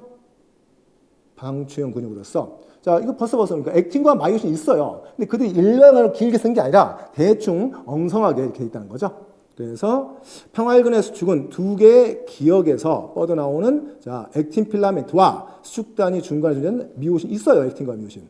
근데 그게 여기 중간으로 잡혀 있는 거예요. 이게 뭐지? 자, 어려운 얘기 아닙니다. 침일체. 조금 그냥 뭐 아주 어려운 단어는 아닌데 또 생각이 안 날 수는 있겠죠. 대충 느낌상 이렇게 보면 약간 덩어리가 뭉쳐있지 않습니까? 그래서 침일체. 이렇게 하는 건데. 자, 됩니까? 그래서 자, 이게 이렇다. 평활근 수축 과정에서 기역은 침일체 똑같이. 침일체는 골격근 수축 과정에서 지선, 지디스카가 이게 지선이죠. 근절의 마디가 같은 역할을 한다. 뭐 비슷한 역할이지 않습니까? 자, 그래서 자, 두 번째. 평활근의 골격근 수축 조절에 필요한 트로포닌 복합체를 가지지 않고 맞죠? 근절이 없으면 가질 필요가 없습니다. 트로포 마이오신이 없으니까. 평활근 세포는 그러면 트로포닌 대신에 자, 칼슘과 결합하는 칼슘과 결합하는 단백질. 그러니까 트로포닌 C에 칼슘이 결합하는 게 골격근. 근데 이게 없어. 그러니까 뭐가 칼슘이 결합한대. 칼슘 모듈레이팅 프로틴. 칼모듈린. 우리말로 적겠습니다. 칼슘 모듈레이팅 프로틴. 칼모듈린. 칼슘과 결합을 한다 그랬으니까. 물론 칼모듈린이 결합을 해서 요놈이 이제 미오신 라이트 체인 카이네이즈를 건드리겠지만 칼슘이 결합하는 거는 미오신 라이트 체인 카이네이즈가 아니기 때문에 이렇게 자, 칼모듈린이 답이 되겠죠. 칼슘 모듈레이팅 프로틴. 그래서 자, 단백질. 이 단백질은 트로포닌과 비슷하지만 수축을 일으키는 방법은 다르다. 칼슘과 칼모듈린 복합체는 결합을 했으니까 미오신 필라멘트 인산화하고 미오신 라이트 체인 카이네이즈를 통해서 액틴 필라멘트에 결합하게 한다. 됐고요. 여기까지는 뭐 어렵지 않습니다. 약간 좀 단어가 좀 떠오르지 않겠지만 아주 어려운 단어는 아니니까. 다시 평활근 수축 과정에서 골격근 수축 과정에 없는 빗장 상태, 레치 스테이트. 이게 바로 이탈되는 게 아니라 자, 살짝 연결돼서 오랫동안 지속되는 거죠. 빗장이 맞물려 있는 거니까. 자, 상태입니다. 이 상태는 자, 평활근 수축이 일어난 이후 이완되지 않고 바로 이완되지 않고 자, 미오신 경쇄 탈인산화 요소, 미오신 라이트 체인 포스파테이즈에 의해서 미오신 필라멘트가 탈인산화되는 반응을 포함하는 거다. 그러니까 미오신 라이트 카이네즈가 인산화. 자, 수축했어요. 자, 그다음 포스파트 AD가 떼는데 그때 바로 이완시키지 않고 이게 빗장 상태를 상당히 긴 시간 유지한다는 거죠. 자, 그래서 어떻습니까? 이게 다리가 그래서 이 반응에서 미오신 교차 다리가 액틴 필라멘트 결합된 상태를 유지한다 그랬지 않습니까? 완전 이탈이 아니라 바로 근처에 있게. 자, 그래서 그 과정 그냥 간단히 보면 자, 일단은 칼슘이 들어왔고 칼모듈린. 자, 니온이 칼모듈린이죠. 그렇죠. 칼모듈린. 칼슘 모듈레이팅 프로틴가 칼슘과 결합해서 자, 어떤 미오신 헤드 쪽에 인산을 시켜서 하는데 요 빗장 인산이 빗장 상태 유지하면서 자, 이렇게 미오신 라이신 포스파트 떼면 이제 그때 떼도 여기 살짝 붙어 있는 상태도 있다는 거죠. 약하게. 자, 그런 상태. 그래서 기억과 니은은 자, 그러니까 기억은 아까 뭐였냐면은 치밀체.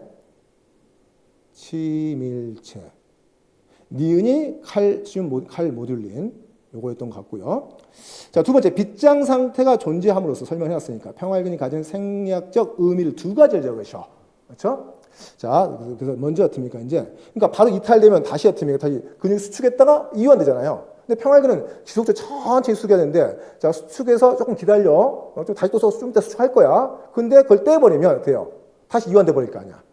그럼 다시 처음부터 해야 되잖아요. 그래서 어떻습니까? 결국은 자, 첫 번째가 지속적 근수축,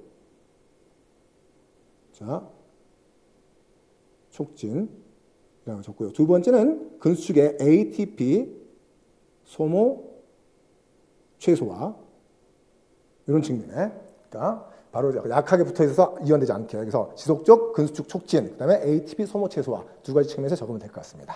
자, 이렇게 해서 뭐 답을 좀 빠르게 설명했지만 제가 이제 나중에 지금 좀 빠르게 설명을 한 거고요. 좀 시간적 여유를 갖고 여기다가 제 이제 그림을 제가 첨가 넣을 거예요. 여기다 그림을 넣어서 그걸 자료를 올려드릴 테니까 나중에 한번 보시고요. 그러면 아마 이렇게 비교할 수 있는 논리적 접근법이 얼마나 효율적이냐 볼 거 될 거니까 그거 보고 지금은 이렇게 처음 하시는 분들을 위해서 문제가 이렇게 나오는구나.